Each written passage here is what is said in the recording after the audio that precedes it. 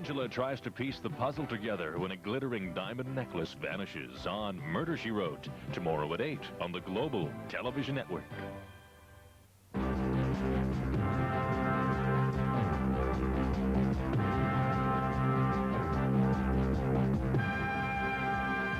The Ontario Hockey League Game of the Week, brought to you in part by Molson, celebrating our 200th year of brewing excellence in North America. The best is yet to come.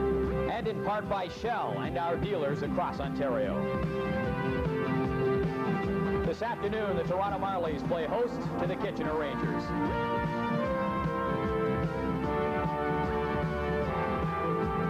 Hello, everyone. I'm Paul Romanuk. You know, it's almost 2 years to the day since the Toronto Marlies last managed to defeat the Kitchener Rangers during regular season play in the Ontario Hockey League. In fact, if you go back to the 1984-85 season, the Marlies are 1-4-0 against the Kitchener Rangers. This season has been a year punctuated by inconsistency for Toronto. They have a couple of 8-game losing streaks wrapped around one 5-game winning streak. Presently, they find themselves in the midst of a 6-game winless streak with 4 losses and 2 ties thrown in there. On the other side of the coin, the Kitchener Rangers sincerely believe that they can surprise a lot of people down the stretch run in the Ontario Hockey League. They see themselves in the role of a dark horse over in the Ems division. At the conclusion of this afternoon's game, we will announce our Molson Cup 3-star selection, with the first star in the game receiving a sports bag courtesy of Brute Fabergé. And we will also announce our Citizen Quartz Watch play of the game. For more on this afternoon's game, let's go upstairs now to our play-by-play crew, Sherry Bassin and Dave Quinn. Thanks, Paul. We're looking forward to a good matchup. The Kitchener Rangers and the Toronto Marlboros, they don't see a whole lot of each other, Sherry, over the regular season, despite the fact geographically they're pretty close. As it happens, they're 2 separate divisions. The last time they met in Kitchener, a 5-4 win for Kitchener in overtime. But you have to understand that Kitchener's coming off a 10-2 loss. It's going to be interesting to see how they recover today. The Marlies are a vastly improved hockey club. They're playing very good as a unit. They're getting good leadership out of their older guys. They had a 4-4 tie Thursday night in Peterborough. This is a big game, a big match for both teams. They both need a win. It's going to be exciting. Well, you look at the Marlboros, even though they're last in the Leyden division, they're 2 points behind the last playoff spot. Oh, it's closely in both divisions.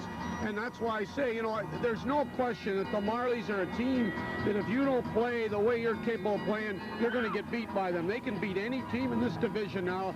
That's how much they've improved. And we saw the Rangers last week. If they get the good goaltending, they can put the puck in the net. Hey, look for a good game today. So we're looking for a good game. The Toronto Marlboros and the Kitchener Rangers, and the OHL Game of the Week returns with our opening face-off.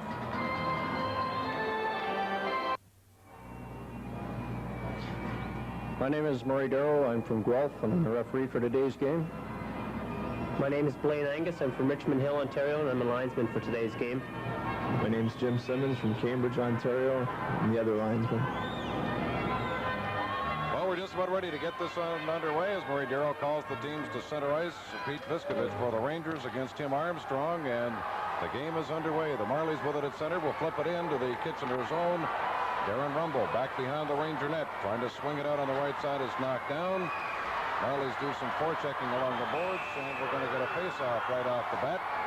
And no question here on this Becker Saturday that we're getting ourselves right into the hockey game. I'll tell you, we sure are. We get up to about 8 to 10,000 people. There's Darren Beals from the Kitchener Rangers from Halifax, who Kitchener got on a trade from Ottawa, very highly rated, played on their under-17 team. And Nick Pettucci, who's just been doing an outstanding job. Marlies are 4-4-2, and because of this guy in the last 10 games. From the face-off, it goes behind the Kitchener net. The Marlies trying to center it. The Rangers, Pete Viskovich has it. Gets it up on the right side for Doug Jones. There's still some pushing going on behind the play, and the Rangers lug it out at center. Here's Rumble down over the Toronto line, trying to get around the defenseman, Blessman, by Collinson, and back on the Marlies at center. Here's a chance for Toronto, trying to get around the defense. Weak shot, taken there and stopped by the goaltender, Beals. Marlies trying to get it in front behind the net. They still have possession. It's centered in front. We have a whistle from Murray Darrow. Almost impossible to hear the whistle. Yeah, really, I'll tell you, we got an enthusiastic crowd here. The reason the whistle is that there's a Marley down here and the Marley in, and there's quite a bit of play. Take a look at that crowd. A nice pan shot And most of them, this is a history lesson for you, big guy, because they're a lot younger than you, and so you'll just have to listen to me, because a man of your age, I know it's tough, that noise that you're going to hear from these young kids. Pardon? Certainly they're enjoying themselves, and of course earlier in the day they were treated to watch the Leafs and the Oilers practice, and compliments of Beckers, and what a great thing too, you know. For a buck, I had a chance to visit with Glenn Say there, and a number of the OHL grads, of course, who else but a fellow by the name of Wayne Gretzky, who was just literally mobbed by people. It's amazing how he can deal with it. You see now they're just taking the injured player from the Marlies, which was behind the play. Nobody really noticed it, to be honest with you. Maybe we'll get a chance to look at that. It looks like Camarosa, but no, it isn't Camarosa. He was helping the player off the ice. We're going to take a replay here of it. We take it the top corner. Good camera work right there. Nice camera work by the cameraman. And if I'm correct, I think it's Sean Davidson, is it not?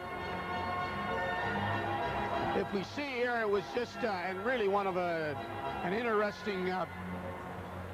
Yes, good camera work right there. He got watching the play. Play is underway. We understand is Davidson. They've taken him to the Toronto bench, and hopefully he'll be back. The Rangers with it at center will clear it into the Marlies zone. Bertucci sets it up behind the net. The Rangers doing some forechecking, but the Marlies try to get it out. It's cleared back. The Rangers have it in the corner. Here's Moxham with it. Moxham knocked off the puck. Cleared to the point, but not out. Ed Kister a drive. Stopped by Bertucci. The rebound is picked up by the Marlies. A long right wing pass down to the Kitchener line it goes. They try to get it over in front for Mike Richard. He was too well covered. There's a shot that stopped. Rebound picked up behind the net. Richard has it for Toronto. Tried to center it. Backhand shot. Beal's got a piece of it. And Epoch has it for the Rangers. Up on the left side it goes. And here's a chance. The Marlies steal it going right in front. Backhand shot. They score. Great play and a defensive effort. Oh, big up. I'll tell you what I'm excited. This Mike Richard I want to talk a little bit about. I'll tell you something. He is more. Look at that crowd that's into it too. But I'll tell you, Mike Richard already. You'll see here now in the replay, Richard steals the puck. The defense, take a look at that. Richard is right on it now, steals the puck. It wasn't really a giveaway. It was hard work. Now watch the fake. He goes back to his forehand and open net. I'll tell you something. Great play by Richard. His 32nd goal at 1:45. He's an overage player in the league, by the way. And a potential citizen play of the game right there, you'd have to think. Without question. Here come the Rangers on the right side. Ron Goodall winds up, takes a shot, and scores, and this game is tied up. Tell you, I can't go to sleep, can he here? And the crowd's, there's no excuse so therefore, but that Goodall can shoot the puck. He's the leading scorer for this team. He'll come in over the blue line, and it's just inside the post. I think Bertucci may have got a piece of it. Yes. His 27th. We're getting a look at Goodall. I'll tell you, the high scorers are getting right into the action. They're not waiting too long at 2:09. Goodall gets his 27. So just like that, we have a 1-1 hockey game. Mike Richard for the Marlies and Ron Goodall for the Kitchener Rangers. Goodall, free agent, David. Free agent. We talked about that. Not too bad for 27 goals. From the face-off back into the Rangers zone it goes. Kitchener goes back to get it. Kevin Grant in the corner trying to get loose. He took a pop. Back on the right side, the Marlies try to forecheck. Here's Goodall being grabbed, but gets it ahead on the left wing for Moxham. Moxham tried to get through the defense, was too well covered. Two Rangers fall to the ice, much to the delight of the Toronto crowd. And here's a chance for the Marlies in over the line. And a good defensive play. There's a shot from point-blank range as the Marlies go to the attack. It's cleared in front. Here's another chance. They try to get it in front, hit the side of the net. The Marlies come close again, trying to get it in front. There's a spinorama shot that goes wide. And finally, Beals flies out of the net. And great action early in this first period. 1-1 is our score. 17-19 left in the first period. And the OHL Game of the Week returns after this message.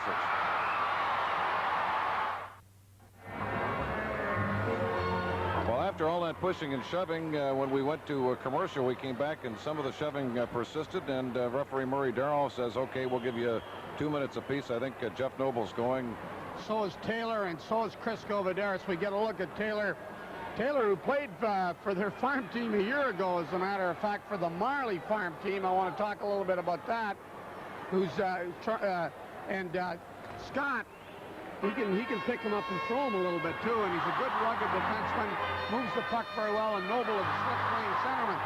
When we get a chance, I want to get back and talk about Guvadaris a little bit, too. Here's a chance on the left wing for Callahan's got a partial break, killing a penalty. Callahan goes in front, waits, tried to feed it over, and the play was spun around, and the Marlies will try to dig it out of the corner. They're working on the power play. Scott Taylor has the extra penalties, and the Marlies clear it in over the line. We had misconducts called against Guvadaris and Jeff Noble. May have been some uncomplimentary things they had to say. Here's Armstrong for the Marlies, digging it out of the corner. Checked off the puck. The Rangers drop it back to center to try to kill some time. Eddie Kister backs it up. Kister will slam it back down into the Toronto zone with 1 minute and 15 seconds left on the Kitchener penalty to Taylor. 16.5 minutes to go. First period, we're tied at 1. Gotta get a look at this power play for the Marlies, an opportunity. Of course, remember Kitchener's penalty killing last week. Excellent. Here come the Marlies over the line. Richard in the corner. Richard being followed up by Epoch, gets it around on the other side, and a good defensive play by the Rangers to get rid of it down the ice. And once again, you have a pretty good illustration, even with Jeff Noble in the penalty box for 10 minutes, of how well this club can kill penalties. Really, they proved that last week. And this crowd here really makes a difference, and they're really into it. A young, enthusiastic crowd, make no mistake, they love their Marlies. Here come the Marlies, and over the Kitchener line, they'll put on the brakes. It's Flanagan. Flanagan's being spun around in the corner, and the Rangers once again will casually toss it down the ice, and the Marlies have to go back and get it with 28 seconds remaining in the penalty to Taylor. 15:45 to go in a tied first period at a goal. No pressure at all yet. And give credit to that Kitchener defensive unit. They were getting better chances even. Here's Richard in over the line. Richard spun around, goes behind the net, try to jam it. The puck lying around. Beals holds on. The Marlies almost put the puck and Beals over the red line. Guess who's in the middle of that again? Richard. I don't know if the viewers realize that every team's what we call 2 overages. And Richard, take a look. He'll make that move to the outside as he comes in. Richard. Now he cuts to the net. That's what you got to do. He's got the defenseman, so Richard says, hey, I'm going to the net. Coaches will work down that. He'll make a little bit of a fake to his backhand, go to his forehand, but Beals doesn't leave him any room. You know, it's typical, like an overage player, he gets no respect. Nicknamed Grandpa by his teammates, as we all know, though. But I'll tell you something, he's a force. There's a look at Darren Beals, the Halifax native, who's, as we talked about earlier in the broadcast, traded from Ottawa for this and playing very well for Kitchener. Couple of seconds left in the penalty. The Marlies have it behind the Kitchener net, trying to get it in front. They have possession of it, trying to throw it in front. The puck's still bouncing around. They've got a man right at the lip of the crease, but they don't get it out there as the Toronto player Mike Jackson was knocked down. It comes back to the point, and here is Callahan picking it up for the Rangers. Takes a bump from Jackson. Cleared up on the right side. Rangers just clear it out over their own blue line as Taylor is out of the box. And the teams are at full strength. And here's Taylor picking it up, and he'll just flip it down into the Toronto zone and then head to the bench. We played more than 5 minutes, first period, a goal apiece, and this game started early as there's a collision in the corner. And bodies flying. So far, though, nobody has the puck. Latta falls down. Cleared around to the left side, and Toronto was there to pick it up. A pass at center, picked up Jackson's long shot, no trouble for Beals. Now the Rangers back to pick it up. A long pass at center goes all the way down the ice. That could be an icing call. You don't see that very often by the goaltender. Sure is. It's an icing call. So we have 14.5 minutes remaining in the first period. Kitchener 1, Toronto 1, and the OHL game of the week continues after this message. Let's take a look at the Pontiac Duracell scoreboard games around the OHL last night. It was Guelph over Peterborough 2-0. The Kingston Canadians edged the Belleville Bulls 5-4. North Bay hammered the Rangers in Kitchener 10-2. The Sioux over the Knights at the London Gardens 6-4. Oshawa stops Cornwall 4-0. And Ottawa knocks off the Sudbury Wolves 5-3. Pretty active night. Pretty active night last night. A couple of shutout cities there, too. The team's at full strength. The puck in the Kitchener zone right off the faceoff. Beals chomps it into the corner. Rangers just flip it off the boards. Don't get it out. Marlies slap it back behind the net. And Kitchener goes after it in the corner. Speared but not out. Marlies tried to get a shot away. That was blocked as Dan Rusko tried to get it away behind the net.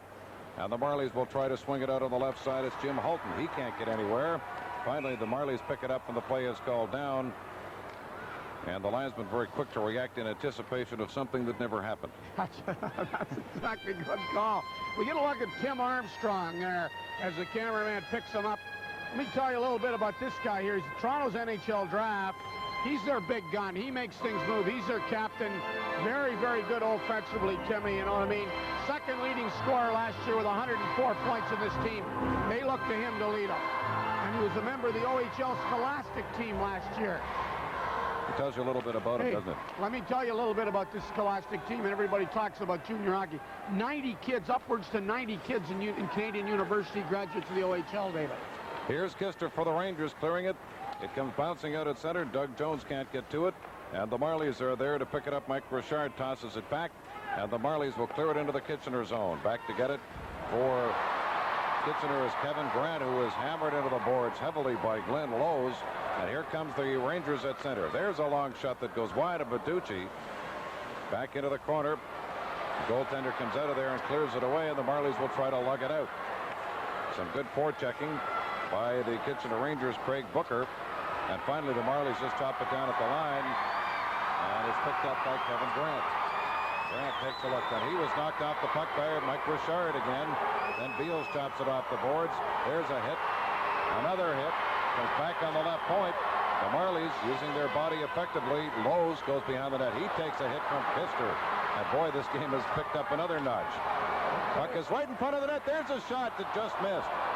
Beals looked behind him, didn't know where it was, and the play is whistled down.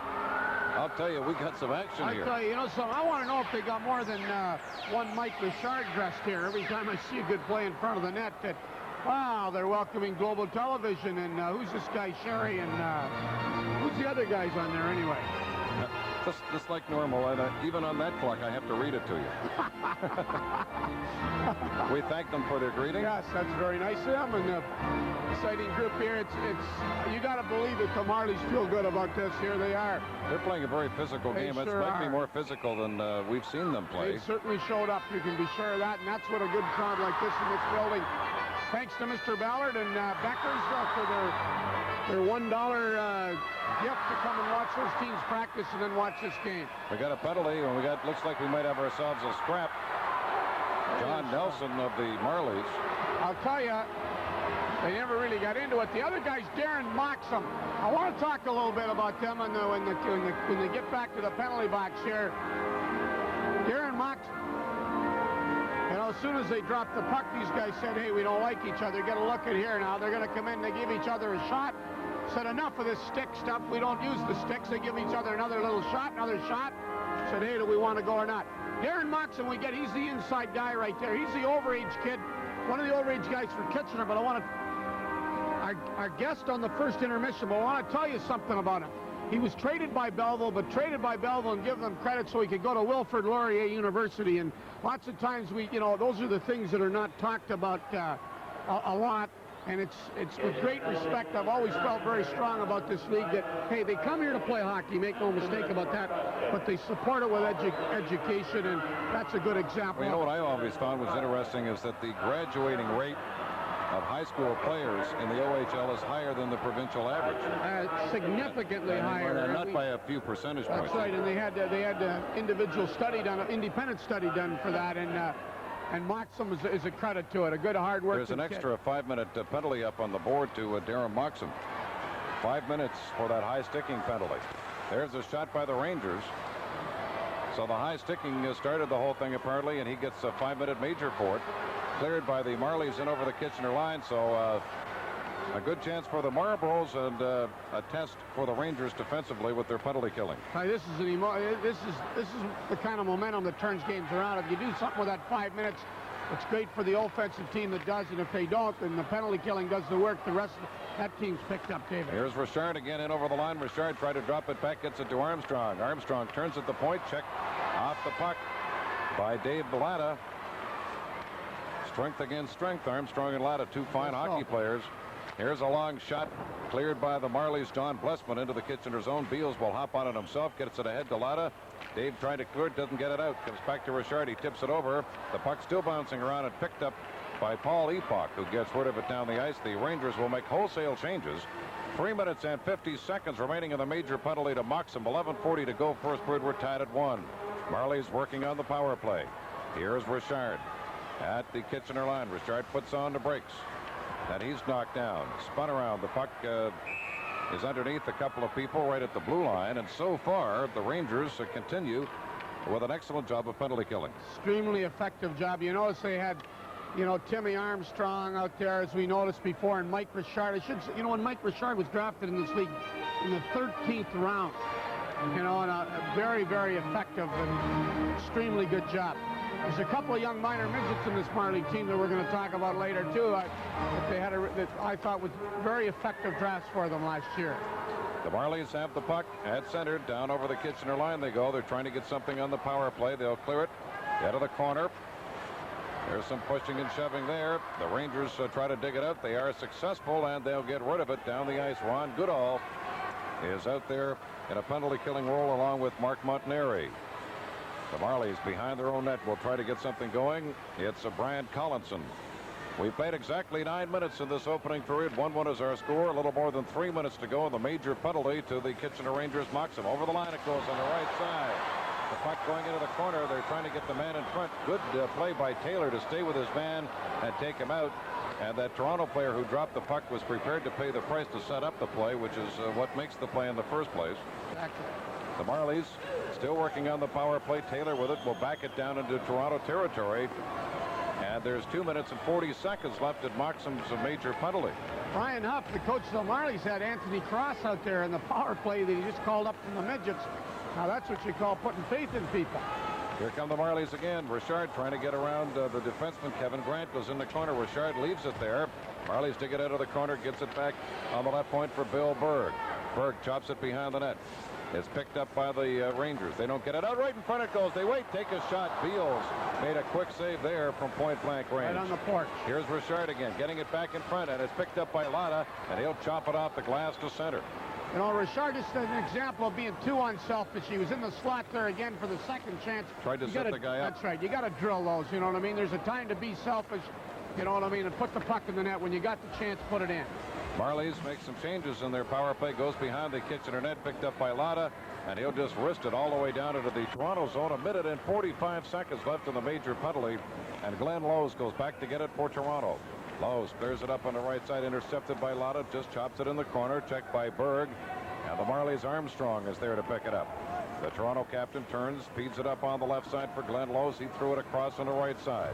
Marlies in over the Kitchener line. Lowe's breaking to the net. They centered in front. Lowe's couldn't get the stick down. The Marlies have to go back, and the Rangers will toss it down the ice again with 1 minute and 15 seconds left in the major penalty to Moxham. 9:05 left in the first period. We're tied at 1. Rangers and the Toronto Marlboros. Marlies with it at center. Come down to the line, chopped off a stick to center, and it's John Blessman going back to get it for Toronto. Blessman throws it off the boards, tried to get it over to Cramarosa. Cramarosa going into the corner, can't get to it.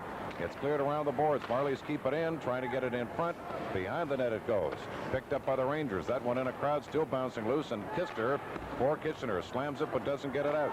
Kept in by Blessman. That shot tipped away by Taylor, and it's Montanari getting it, and down the ice it goes with 35 seconds left in a 5-minute penalty. And you talk about momentum, Sherry. The Rangers are going to get a big they sure are. You took the words right out of my mouth. You know, I mean, this game's 12 minutes old, and there's been almost 7 minutes of power play by the Marlies and not scoring. It'll be interesting to see how Kitchener deals with that and the Marlies deal with it. Richard with another chance, and the Rangers shoot it down the ice. 15 seconds left in the penalty. And the puck is cleared behind the Toronto net. The Marlies working their way out with it. Well, swing it up. Up across the line at center. The penalty to Moxham is over. And here come the Rangers in over the line. Lotta winds up, takes a shot. And a save was made there by Vitucci. And a good save as Lotta walked right in. Rangers back at full strength. That would have been the ultimate insult. Rangers will clear it into the Toronto zone. Behind the net it goes. Berg chops it off the boards around on the right side for Mike Jackson. And he just dumps it back at center with 7.5 minutes to go in this first period. Play scrambly at the Toronto line. It's picked up by the Rangers. There's a shot stopped by Vitucci. And the Rangers come very, very close again. 7 minutes and 21 seconds to go in the first period. We're tied at a goal. And the OHL game of the week continues after this timeout. Well, the good open ice hitting that we're going to get a look at right here now. Take a look. We don't see enough of this. We don't come sliding right. Hey, say goodnight. Looks like Brian Marshman in a blue sweater. Holy moly, what a hit. Boy, I'll tell you something. That's a 7-pointer, too. Full gainer. 7-pointer. 7 minutes and 21 seconds to go in the period. One game in the OHL tonight at the Quinte Sports Center in Belleville. What a rivalry this one is. The Kingston Canadians and the Bulls. And boy, anytime those two clubs hook up. The league in their scheduling is trying to develop rivalries, and there's no better one than Kingston and Belleville. And that rink and Belleville and Kingston are getting great crowds to support their team, especially when they play each other. Face-off will be to the left of the Toronto net. Goes behind the Marley goal. Picked up by Flanagan, who feeds it up on the right wing. Down through the middle. Here come the Marlies at center. Long shot. No trouble for Beals into the corner. Marlies move up, trying to get it in front. Intercepted. Marlies steal it, then fan on the shot as Anthony Cross tried to let it go. And back come the Rangers at center on the right side for Doug Jones. Jones hammered into the boards, but the puck comes loose. They try to jam it in front. At the side of the net, they tried to jam it back. Jeff Noble trying to get it in front. Pete Piskovich making the play, and there is, what's his name? There, Kenny Bowden. I can't say those names anyway. Kenny Bowden Bisto. I mean, that's not a name, that's a condition. But listen, he's the big cheese here as far as the referees, and I'll tell you something. We are all of us in the game. We think that, we're quick to criticize referees, but that man, he's doing a pretty good job with these people. See Tom Barrett back at the Kitchener bench, and the Rangers in a 1-1 tie when they played 7 minutes of this period shorthanded. Got to be feeling good about it. Got to be feeling real good about it. This game started. Here come the Marlies at center. They'll just chop it into the Kitchener zone. Going back to get it behind the net is Taylor. Taylor being checked. He let the puck go. The Marlies trying to jam it out in front. Puck still bouncing around. Finally picked up by the Kitchener Rangers. A long pass at center. Intercepted. And back it goes. Here's a chance. They've got a 3-on-2 right in front. Marley's getting set for a shot. A pass. What a play. Great play by Armstrong. The goalie had to play him. Armstrong, just a great play by him. Now, and he gives it over to Mike Jackson, and Mike Jackson makes no mistake. We're going to get a look here now. Now, of course, I mean, hey, they may as well have the whole team coming. Now, watch Armstrong. He's got the puck like he's making it to his forehand over to, hey, are you kidding? Jackson, even you and I could have scored that goal. Probably. But don't take anything away from Jackson, because you know what I liked about it? He didn't just tap it in the net. He delivered it. And I'll tell you something. Great job. His 12th goal, by the way, at 13:31. But there's a giveaway up the ice. Anytime you got two on... Nobody. Yeah, two on the goal. He's a somebody, David. Do you think Mr. and Mrs. That Beals was a figurative term. That's a figurative term. Excuse me. And anyway, that potential citizen play of the game, certainly the play by Armstrong. That's right. And the Marlies will pick it up in the corner, and they'll try to move it out. They have the lead at 2-1. We approach the 14-minute mark of this period. Here's Berg, goes right through a couple of people and over the Kitchener line, then just throws it into the corner. The puck bouncing high in the air, picked up by Richard, drops it back to Berg at the right point. Berg will tee one up, tried to go backdoor, and is picked up by the Rangers, and they'll just clear it to center. They pick it up. Here comes Callahan. Callahan over the line, drops it back. Nobody's there. And back come the Marlies on the wing. Down over the line on the left side. Here's Richard again. Richard gets in front, and a good play by Beals. And we have another Toronto player down. Eddie Kester hit this Chris Govaderis there again at center ice, come across. But Chris is a tough little kid, boy. I'm going to tell you, minor, and he's no little kid. He's their minor midget pick. 5 minutes, 42 seconds to go in the first period. Kitchener trailing the Toronto Marlies 2-1 in the OHL game of the week. Comes back in just a moment. We're seeing some pretty good hits now. Govaderis has got the puck and he feeds it over, but he's still got his head down, and Kister reads it. Whoa. Don't tell me that doesn't hurt, but let me tell you about this Govaderis. Is the Marlies' first pick. We see the trainer looking at him right now. It seems to be his side. He got 14 goals in the first 22 games. Minor midget pick, under 17 team. He is going to be a star in this league because he's a tough kid, 6 foot 187. They drafted him from the Young Nats. And I tell you something, I love to watch this kid play and look for him to do a lot of damage in this league. Rangers come out of their own zone, trailing 2-1. Down through the middle comes Viskovich. He'll just clear it into the corner. Viskovich being spun around by John Blessman. And the Marlies with Brian Collinson. Collinson fanned as he tried to clear it out. The Rangers Try to do some checking. Finally, it's picked up by Toronto, and the Rangers intercept and come right back. Doug Jones clears it into the Toronto zone, takes a hit from Glenn Lowe's. The puck all the way back out to center, and is picked up by Kevin Grant. Grant gets it ahead for Jones. He can't get anywhere. Grant picks it up again. Nice little play there. Looked like a wide receiver, and is picked up by the Marlies back over the line. There's a shot that goes whistling wide. Beals comes back on the right point. Marlies keep it in. Rangers behind the net. Toronto trying to center it. Cleared by Darren Rumble. Comes back on the right point. Here's Flanagan with it. Flanagan goes behind the Kitchener net. Flanagan centers it. Beals tips it away. And back to pick it up, it's Booker for the Rangers. Up on the right side for Doug Jones. Jones spun around. And back comes Booker for the Rangers. He feeds it to Jones on the right wing into the corner. It goes off the boards. They bang away in the corner. Finally, it goes behind the net. Flanagan just wheels it around. Nobody at the point. Kister will back it up at center for the Rangers and wait for everyone to get onside. Gets it over to Scott Taylor. Knocked away. And here comes Armstrong for Toronto. Armstrong has trouble with a bouncing puck. Armstrong controls and lost it. It comes back for Noble. Noble feeds it over, in over the line. There's a shot. A blistering drive went wide off the stick of Moxon. The Marlies try to pick it up. Here's a chance for Toronto, but it rolls all the way to Beals, who will leave it for Kister. Then Beals flips it himself up on the right side.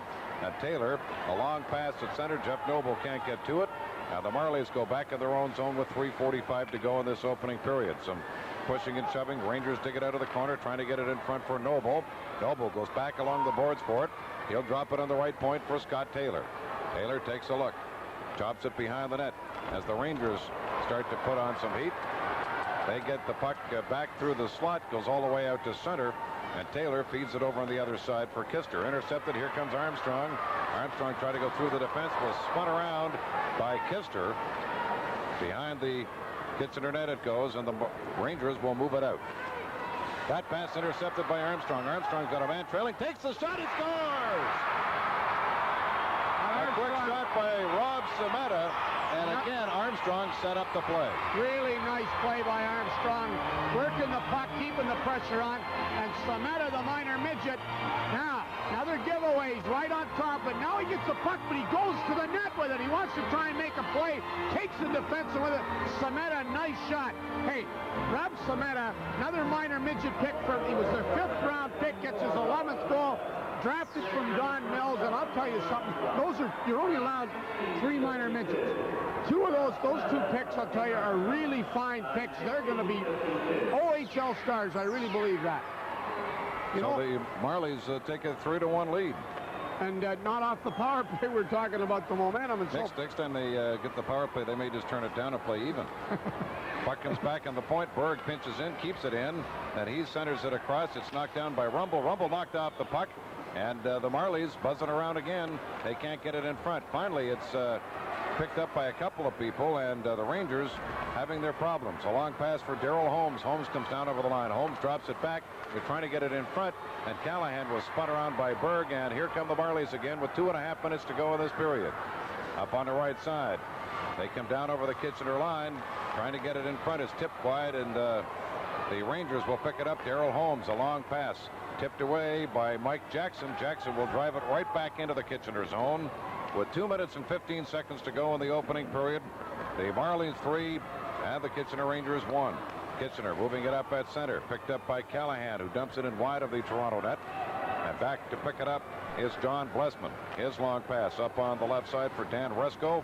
Resko backs it up, feeds it over on the other side, and here come the Marlies over the line. There's a snapshot, but the play was offside. A minute and 55 seconds left in the opening period. 3-1 Toronto.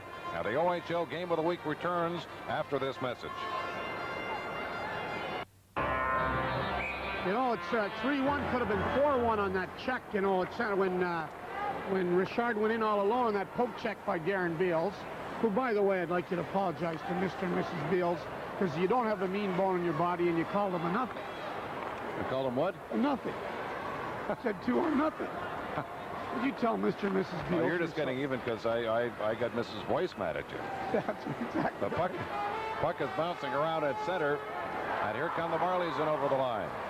A good solid check by Ed Kister. There's a shot stopped by Beals. A quick drive off the stick of Dan Resko. Play whistle down. We got a penalty coming up for holding A minute 22 seconds remaining in this first period. The Marlies have a 3-1 lead. And the OHL Game of the Week continues after this message. Well, coming up during our first intermission, we will chat with Darren Moxham. He's an overage player with the Kitchener Rangers, and he is undrafted by any National Hockey League club. We will also chat with one of the newest coaches in the Ontario Hockey League, Brian Huff, the head man behind the Toronto Marley bench, will join us. Dave and Sherry also along with highlights. It's 3-1, the Toronto Marlies leading. Back upstairs. Thanks, Paul. We have a minute and 22 seconds to go in the opening period. Craig Booker of the Rangers off for holding, so Toronto with a 3-1 lead will go to work on the power play. Marlies will flip it in wide of the Kitchener net, but it's a little wide. It's going up into the seats. Tough to make a play out of there, of those gold seats. That's when you flip it up there and you say it's yours. I got my man. Listen, 9 minutes out of the first 20, when you got a power play, you got to do something with it, or as you say, they may decline. Well, I mean, the Marlies have 13 shots at this point and 3 goals, and a lot of that action came at even strength. Yes, there'll be very few shots if we went back statistically when they had the man advantage. The Rangers will shoot it down the ice as we approach the 19-minute mark of this first period. Toronto working on the power play, and they'll try to set it up in their own zone. They'll swing it up down through the middle. Here's Richard with it. Richard hops down over the Kitchener line, swings to the outside, puts on the brakes. Richard looks, gets it back on the right point. Here's Armstrong with a drive, stopped in front, rebound, 2 or 3 whacks at it. And I'll tell you, that's what you want. You want the shot from the point low like that, and then you want to flood the net. That's right. Don't throw the puck up where he can grab it. Interesting, Brian Huff's got 4 veterans on the ice for this power play here, and there's a little Glenn Lowe's here. We just see number 18. Glenn is a good hard-nosed, drafted in the 10th round by Chicago, at 134 minutes in penalties last year. Just a good, hard-working kid. Likes to work the corners. We got him zeroed right in right there. Works the front of the net. Then they got Richard and Armstrong, who are pretty good on that forward line with him, who can move the puck a little bit. It comes back to Armstrong, winds up. Beals makes the save. Rebound is bouncing around. Another shot stopped by Beals, who's been busy in this first period. They score from behind the net. And there's no goal. Murray Darrow said the puck was kicked into the net. And the Marlies are a little hot. He called it off right away, too, and he wasted no time and was in perfect position to make the play. Right on top of the play, and give him credit, right, wrong, or indifferent. He doesn't fool around with it. Let's have a look at it, Sherry. But now here we are right here. Now watch the play here. Now it's Richard. Richard takes the shot after Armstrong for the point. Now the puck will come out. There it is, right at, I think what he's saying, too, is that there's somebody in the crease before the puck came out. Give him credit, he called it right away, right, wrong, or indifferent. I like to see a referee on top of the play make the call right away and make it with some strength. Let's have another look at it. Take a look. Now, you'll notice that the puck came out of the corner. And so, consequently, I think the play was, we're going to listen in a minute, either off his skate or he's in the crease too soon. In any event, the talking Marlies... about Jackson, by the way. It was Jackson who was in close there. Marlies did not protest too vehemently, so you can only assume that they didn't totally disagree with the call. Cleared in on the right side. It comes back in front. They try to get the shot away. Beals makes the save. Look behind him. 15 seconds to go in the period. It gets out to center. And the Marlies, with one final gasp on the power play in this period, move it back. Richard gets it over. It comes back on the right side. Armstrong will tee it up. Takes a long shot. Couple of seconds left. Beals chops it in the corner for Epoch, and the first period is history. Now the Marlies have a 3-1 lead. And showed a little bit of pressure in that last power play, which they didn't get for the first 7 minutes of it. But nonetheless, whether they got it even or whether they got in a power play, they got a 3-1 lead, looking good, playing in front of that good hometown crowd here. Well, you know, the funny thing was with the power play chances, it really wasn't the power play that mattered. No, it sure wasn't. But I'll tell you, it was a guy like Richard and Armstrong, the veterans that are supposed to lead a club, that are doing it so far in the first 20 minutes for the Marlies. So there you see our score at the end of 20 minutes. It's the Toronto Marlies 3 and the Kitchener Rangers 1. And the OHL returns with our first intermission.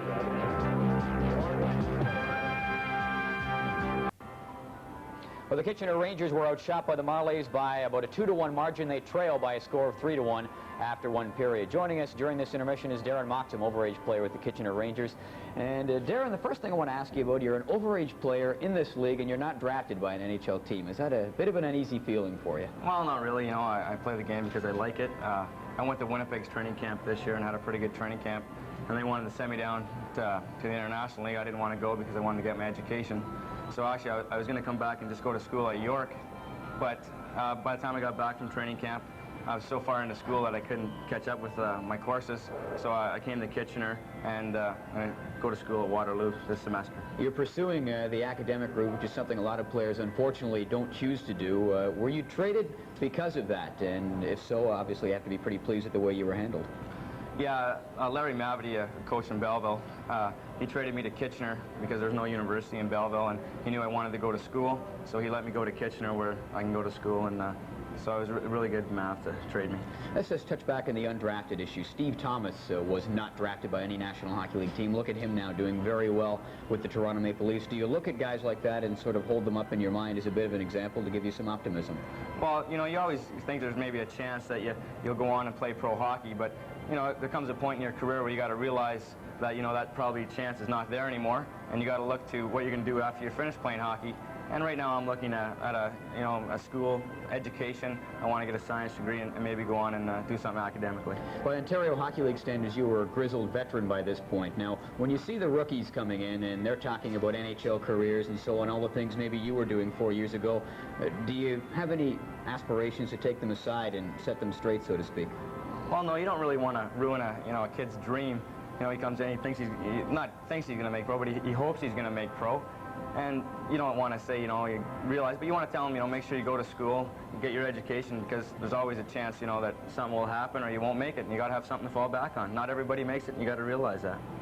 When you look back over things, would you do anything differently at all? And by that I mean, would you look perhaps south of the border to an option of going to an American college? No, I'd never trade in, you know, the friends I've made playing Major A hockey. You know, the coaches I've had, the friends I've made on my team that'll always be my friends. You know, the times I've had, you know, I've had some really good times. And no, I'd never trade it in for an education south of the border. Darren Moxham has been our guest during this intermission. Our intermission continues from Maple Leaf Gardens in Toronto right after this.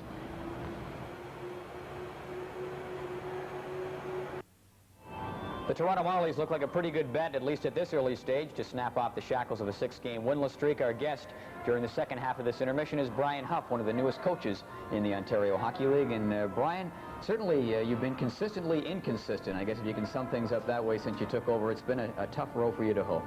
Yeah, it's not easy. It's quite a bit different than coaching minor hockey.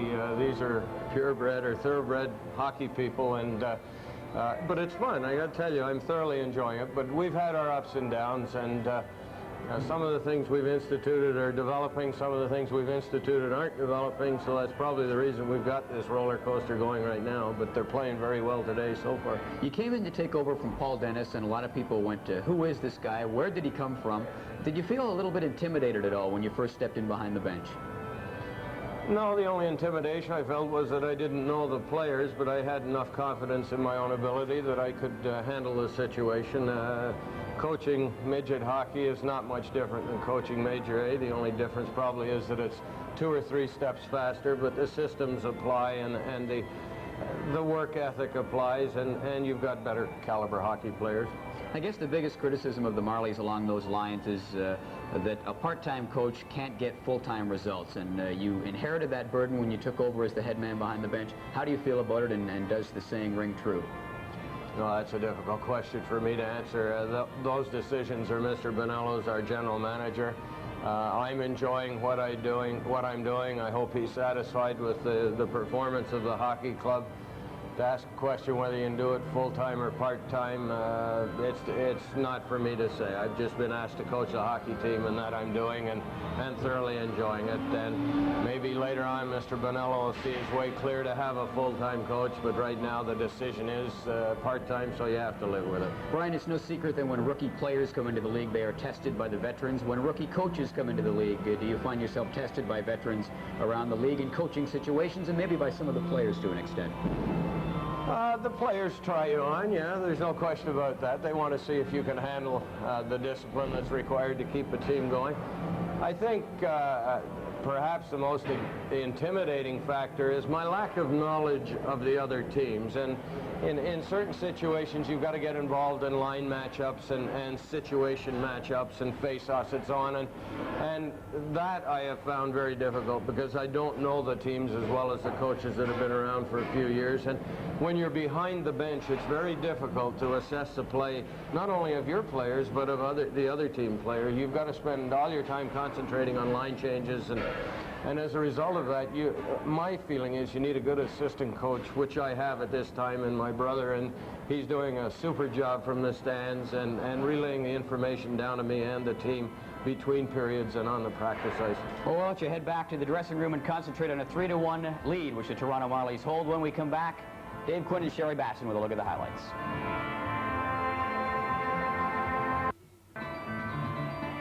The Marlies with a 3-1 lead at the end of one period over the Kitchener Rangers, and Sherry Bassin has been an interesting first period, and it didn't take us very long to get this one started. No, I'll tell you something. The game wasn't even started. I mean, they scored in warm-up today. And it tells you how, everybody talks about how your team has to be ready right away. We're going to get a look here at Richard that we've talked about a little bit. He really forces it. It isn't just a giveaway. He forces it and takes the puck away. He comes in alone now, makes a great move. Looks like he's going to his backhand and goes to his forehand, and hey, it's all in there. And Darren Beal says, thank you very much, guys. Let him come in here alone. But he sees a few more of these times. Like the next time he sees them alone, there's a couple of guys coming in alone. But give Richard some credit here, David. It wasn't just a sloppy giveaway. He was on top of the puck. Mistake, though, by the Kitchener defense holding the puck too long. And getting bunched up together. Exactly. The secret is move the puck out of there and get it out of there in a hurry when you get a chance. But sometimes we blame the defense and the forwards aren't ready yet. We're going to get a look here now with Armstrong. Armstrong comes in, oh, God, a great unselfish move because he likely had a beat. He takes him with him, though, makes the move to the outside and over to Jackson and I like Jackson's shot. You know why? Because he's got the open net. I hate guys that just kind of lay the puck in there, you know what I mean, like it's a pancake breakfast. He delivered that sucker into the net, there was no question, and I'd like to see you do that all the time. When you get that chance in front of the net, deliver the puck. Don't be fooling around with it, you know what I mean, like you got washed hands with a lot of soap on them. I just can't stand seeing that. And then, after they get the 2-1 lead, again, Armstrong is instrumental in setting up the third Toronto goal. Does a great job here, and and gives it to Sameta, as we're going to see here. Of course, they look to him for the leadership, and as we talked about earlier, you got to get leadership out of your veterans. Now, blocks the shot again, the defenseman. This really is a giveaway. He comes in at least to force the play. Now, he's going to the net, though. He doesn't come wide. And Sameta lets a one-timer go. Nice shot inside the post. Minor midget pick, 5th round from Don Mills. I'll tell you something, what a great pick, because this kid's going to be heard of. When you got a playmaker like Armstrong that can make the plays like that, can make a lot of people look pretty good, but don't take anything away from Sameta, because he's the guy that put it in the net. So an interesting first period. The Toronto Marlboros with a 3-1 lead over the Kitchener Rangers. And we'll come back for the second period as the OHL Game of the Week continues. Let's have a look at some of the games around the Ontario Hockey League that are scheduled for tomorrow. The Sudbury Wolves and the Steelhawks at the Cobbs Coliseum. The Spitfires will play the Knights at the London Gardens tomorrow afternoon. The Sioux in the Bay, Kingston at Oshawa, Peterborough at Ottawa, and the Cornwall Royals will play the Marlies here at Maple Leaf Gardens tomorrow afternoon. And if you have a chance living in any of those areas, get out and enjoy yourself an OHL hockey game. There's a couple afternoon games there. Peterborough's at Ottawa. Of course, the Marlies play here in the afternoon. And you will be with the Windsor Spitfires in beautiful downtown London Gardens at 2:00 p.m. Sunday afternoon. Let's take a look at the standings in the Leyden Division. And there's a team that you're quite familiar with on top. The Generals with 63 points. You see the rest of them, Ottawa, Peterborough, Kingston, Cornwall, Belleville. And, of course, Toronto, 2 points out of the last playoff spot. North Bay, Hamilton, the Sioux, Windsor in the Ems Division, Kitchener in 5th spot, Guelph, London, and the Sudbury Wolves. I'll tell you that Ems Division standing, you can't take a night off there without moving 2 or 3 spots, can you? You can have a bad weekend and be in trouble. No question about that. So we're set to get this second period underway. Still 38 seconds left on the Kitchener penalty to Craig Booker as referee Murray Darrell calls the teams to center ice. From the face-off, it goes back to Davidson, who was shaken up in the first period, is back out there. Armstrong feeds it down and over the Kitchener line. It goes behind the Ranger net. Beals throws it off the boards, goes back on the right point. The Marlies trying to move it out of the corner. Here's Davidson in a crowd. Goes behind the net. He's checked off the puck. Stays with it, though. And Armstrong has it. Armstrong is shot from point-blank range. Deflects and goes up over the glass. And right away, here's Mr. Armstrong getting himself very involved. He didn't come a period late, I'll tell you that. People are going to think that him and Richard got most of the uniforms on her. It's a family team. But hey, you know, we've said it already, and I don't want to be redundant, you know what I mean? You got to get leadership from those guys, and they are.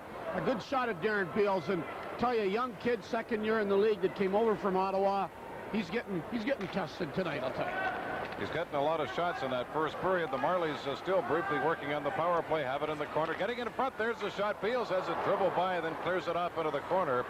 The Marlies working on the power play, but the Rangers will get rid of it down the ice. And the penalty to Craig Booker has expired. And here are the Marlies working out as the teams are back at full strength. The long pass for Davidson too far. Goes back to Kister at the Kitchener line for Gary Callahan. Callahan for the Rangers. Down over the Toronto line. Callahan turns on the outside. Puts on the brakes. Trying to get it back in front. And it's cleared out to center. And Scott Taylor is there to clear it on the other side for Darren Rumble. Here's Rumble on the right side for Darrell Holmes, who will dump it in wide of the Toronto net. The Marlies go back and get it behind the net. And the Marlies will move it up down through the middle for Tim Armstrong. Armstrong on the right side for Davidson. Davidson gives it back. Armstrong winds up and fired it wide. Rebound back on the left point. The puck goes back into the corner, and Taylor will try to pick it up. Taylor has checked off the puck. The Marlies try to get it back in front. Here's another chance. Armstrong winds up and fires it wide. The Marlies all over the Rangers in this second period. Cleared back down into the Toronto zone for a former Kitchener Ranger, Ian Pound. To Mike Flanagan up on the right side for Grammarosa. He can't get anywhere. And here's Rumble turning at the Kitchener line at center. Rumble gets around one man with a nice move. Rumble feeds it over on the right side. They try to pass it back to him, and the Marlies are there to break it up.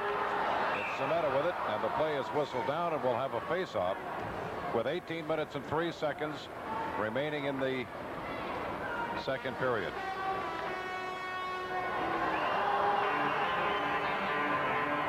Let's now go to our Gatorade training tips with Dr. Derek Kamasi.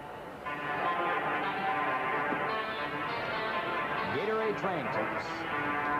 Well, Derek, first of all, I'd like to thank you for lending your expertise to these Gatorade training tips. And the first thing I want to touch on is stretching. You hear so much about it. Is it really all that important? Stretching is an integral part of total fitness. Basically, that 10 or 15 seconds that you spend with each muscle allows you to enhance your fitness level, feel more comfortable what you have to do, the task at hand, and tendency to prevent injuries.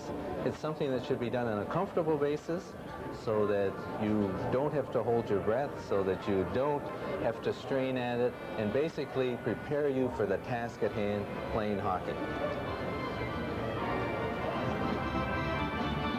There you have Dr. Derek Kamasi, and some interesting things to learn about. You do any of that stretching? Yes, and as a matter of fact, the whole league does. It's become, you know, very simple situation. A number of teams that have done it in the NHL have studied it. It's a major prevention of injuries. Of course, for you, stretching is probably trying to comb your hair, right? You got that right. Here's Flanagan clearing it down to the Kitchener line. The Rangers will go back and pick it up. 17:45 left in the second period, and the Rangers down on the left side. Here's Moxham, puts on the brakes, tried to wheel it over on the right point. It comes bouncing out at center. Taylor is back to cover up. The puck is still bouncing around, and it's chopped into the Ranger bench. And we'll have a face-off. We've played 2 minutes and 28 seconds into this second period. Well, John Harnham has 40th birthday, and I know, John, give everybody a good smile, John. You're telling everybody you're 40, but I know you're going to be 50, so don't be kidding us. John's still smiling. He obviously didn't hear you. Oh, that's right, but his whole family's upset. And if you're asking any questions, Dave Quinn said that. Yeah, right. Happy birthday. Puck comes back at center, picked up by the Rangers. They'll slap it in, and it's caught by the goaltender, Vitucci. He'll leave it there, and the Marlies will swing out up across their own line. A long pass down through the middle. They tried to sneak one through. Goes behind the Ranger net. And Kitchener with Craig Booker having a little problem with it. One of the linesmen almost got run over, and the Rangers in front of their own net. Ed Kister feeds it up. It's tipped ahead, and here come the Rangers. It's Viskovich. Viskovich has a man breaking to the net. Got him off a skate. Booker tried to take a whack at it, and Viskovich behind the net trying to dig the puck. It's still loose. Finally, Viskovich has it. Tried to center it. Knocked down, and the Marlies will chop it out. Pretty good play by Viskovich, the former Kingston Canadian. Here comes Doug Jones. He was knocked off the puck. The Marlies back over the line. That shot, no problem for Beals. The Marlies center it across the front of the net, and the Rangers are there to pick it up. Rangers don't get it out. We have a penalty called by referee Murray Darrow, and it's going to be elbowing. 3-1 is the score in favor of the Marlies, and the OHL game of the week continues after this message. Well, there you see our paid attendance here, Sherry. Hey, 7,569, and I'll tell you, they're enjoying the game, supporting their club no matter where they are in the standing. And a great big thanks to Beckers. You know, for $1 they were here to watch Gretzky and company, and then watch Wendell Clark. And you know, how can you beat it? And it's nice to have corporate people like that so interested in giving these young kids an opportunity. Rangers get a chance to work on the power play. The penalty goes against Mike Jackson for elbowing of the Toronto Marlboros. Ron Goodall, the guy to watch, perhaps with 7 power play goals so far this season. The Rangers certainly need something, down by 2 goals. This is their first power play attempt for this game, I think, is not David? The Rangers with Darrell Holmes go behind the net. Holmes is ridden out of the play by Davidson. The puck is still bouncing around. Holmes feeds it behind the net. The Rangers in the corner. Here's Holmes on it. Holmes trying to drop it over. The puck bouncing around. The Marlies pick it up. Armstrong, good moves, but he didn't get it out. Back come the Rangers. Here's Latta with it. Latta gets it back on the right side. Goes behind the net. Holmes feeds it for Callahan. Callahan drops it back right point for Goodall. Goodall on the left side for Darren Rumble. There's a shot knocked in front. One of the Rangers flattened. That looked like Dave Latta in front of the Toronto net. So the Marlies doing the job protecting their goaltender Vitucci. Matter of fact, Latta made the save on the leg and not on the protected part either. And that's Smarts. He's a tough competitor, though, boy, that kid. Here's Richard in the Kitchener zone doing some excellent penalty killing. Tried to feed it across, just failed to click. And back come the Rangers with Gary Callahan. Callahan drops it back for Latta. They rule the play offside at the Toronto blue line. Very, very close. Very, very close. As it happens, we're on the line, but that's what they call. And actually a pretty good play. It's too bad that it did go offside. Callahan read it.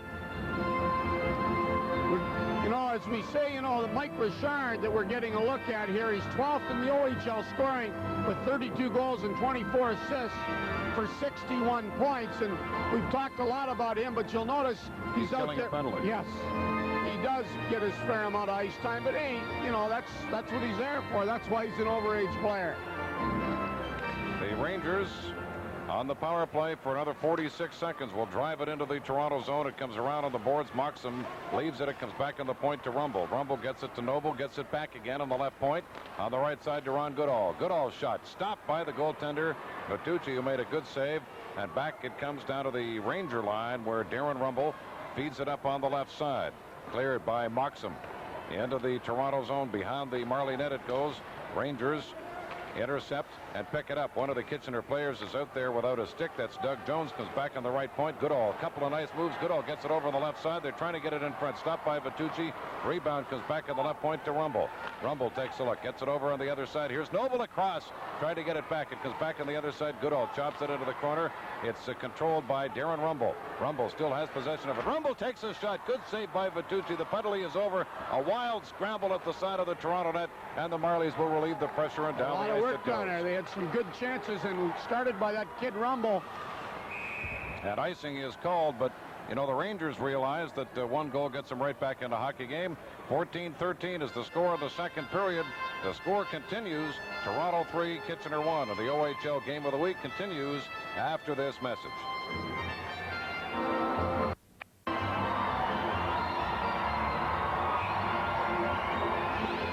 Minutes, 13 seconds left of the second period.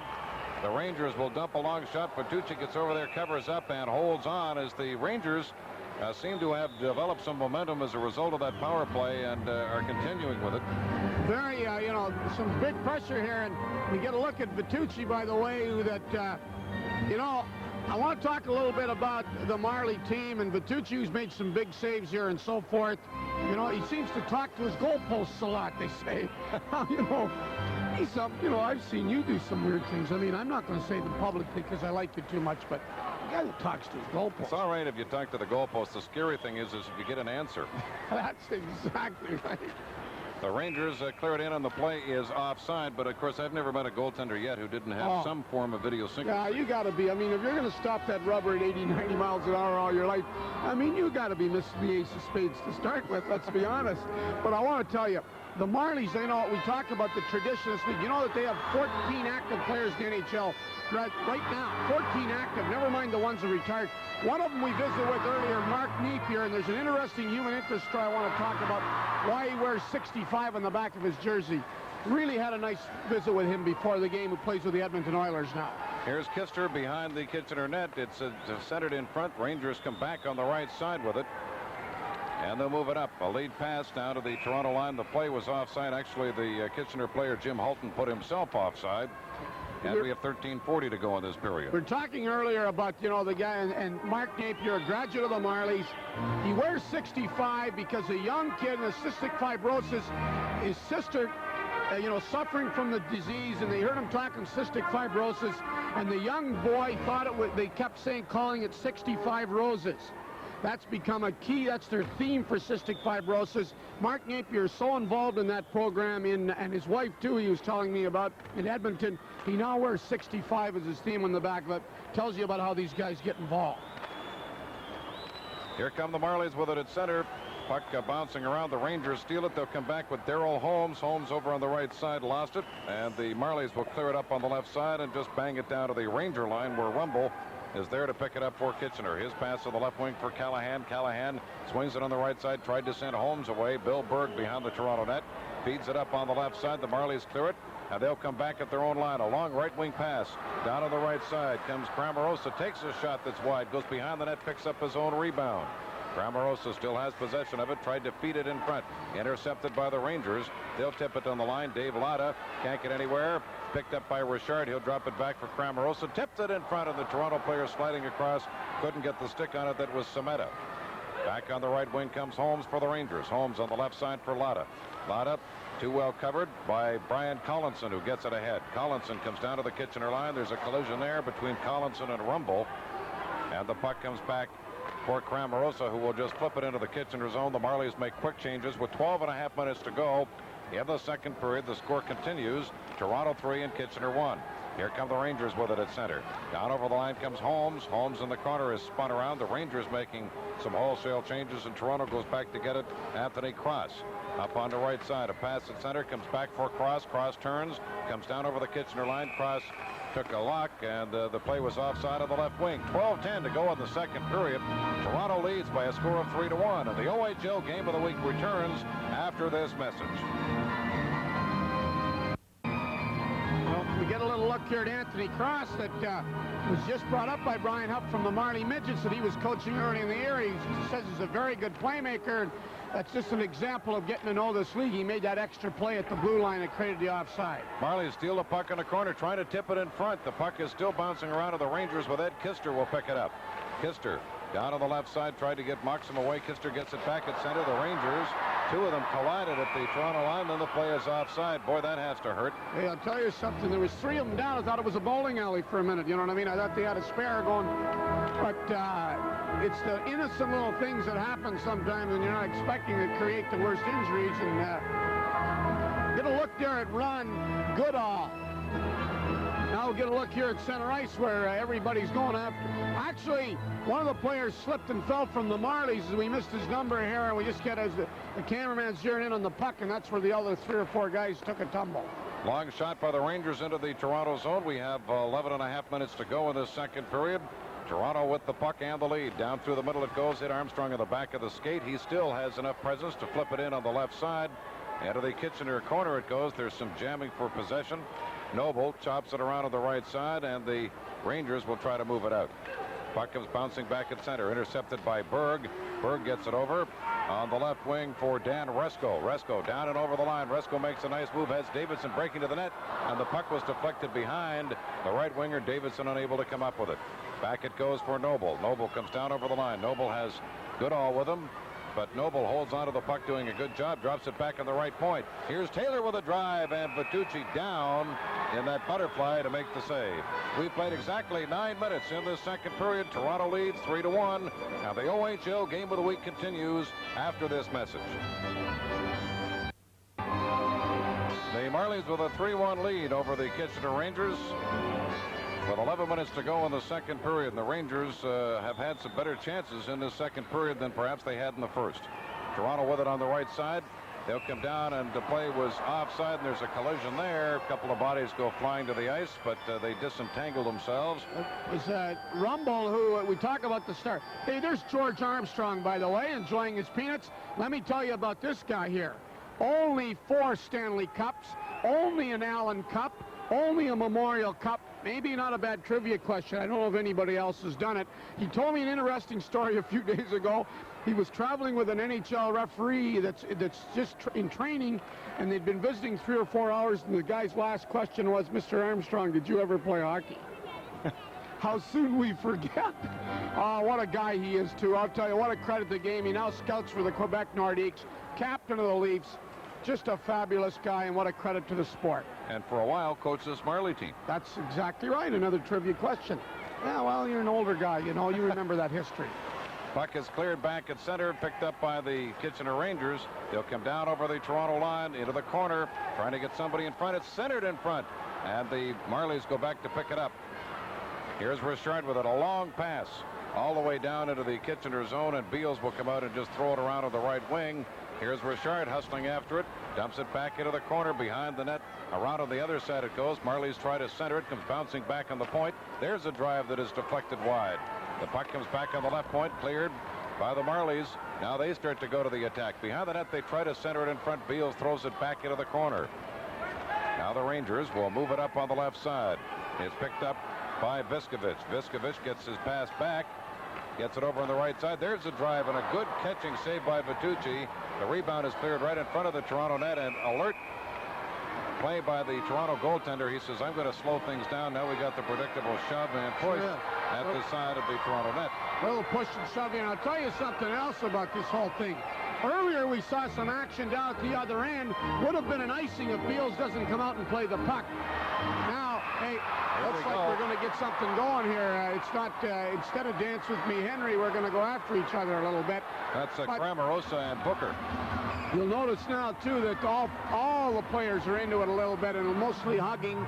And eventually the faceoff's going to come out above the blue line now, which is one of the rules that's been brought in so that this doesn't happen. Well, I think originally we were going to have no penalties called, but I think now it's kind of escalated a little bit. Now there's Darrell in there, as a matter of fact, directing. There's Taylor's got his gloves off and said, hey, I'd like to get a part of a couple of guys. There's a veteran Taylor looking at Rob Sameta, the young rookie, the minor midget, and Sameta's not backing off either. So 9:48, the time remaining in the second period. Toronto leads the Kitchener Rangers 3-1. Now the OHL game of the week continues after this message. 9:48 left in the period, and Murray Darrell right now has to kind of sort all this out, and you came very close to, it's a marginal thing about tossing a couple of guys out of here. Well, and he's got to jump on it right away, too. He's got a couple of guys from each team in there in the penalty box. They're going to settle in there now and say, hey, you guys, you're going to play the game or you're going to sit in the box. Looks like Scott Taylor has picked up an extra deuce when it's all said and done. Yes, and him and Sameta, we see Sameta there and Camarosa. Hey, that's a good contrast. A real good contrast to Vito Camarosa, the overage player, as a matter of fact, from Don Mills 4 years ago. Played with Zezel and those guys. And then we got the other guy, Rob Sameta, the recent pick just from Don Mills. And I'll tell you something, this hockey league, this Metropolitan Toronto Hockey League is a real breeding ground for young hockey players. Make no mistake of it. So Booker gets roughing. Taylor gets a double roughing. Cramarosa and Samela each get roughing penalties. So Taylor takes the extra 2 minutes for maybe getting himself a little more involved. Yes, and Kitchener now, again, are going to play shorthanded. They're not going to have to practice the shorthanded unit, are they? No, they're not. They have Callahan and Latta up front trying to kill it off. You'll notice again that Toronto's gone to 5 veterans on the power play. Lowe's will get in front of the net. Richard at center and Sean Davidson. And then you can see Timmy Armstrong bring it up, going to the point.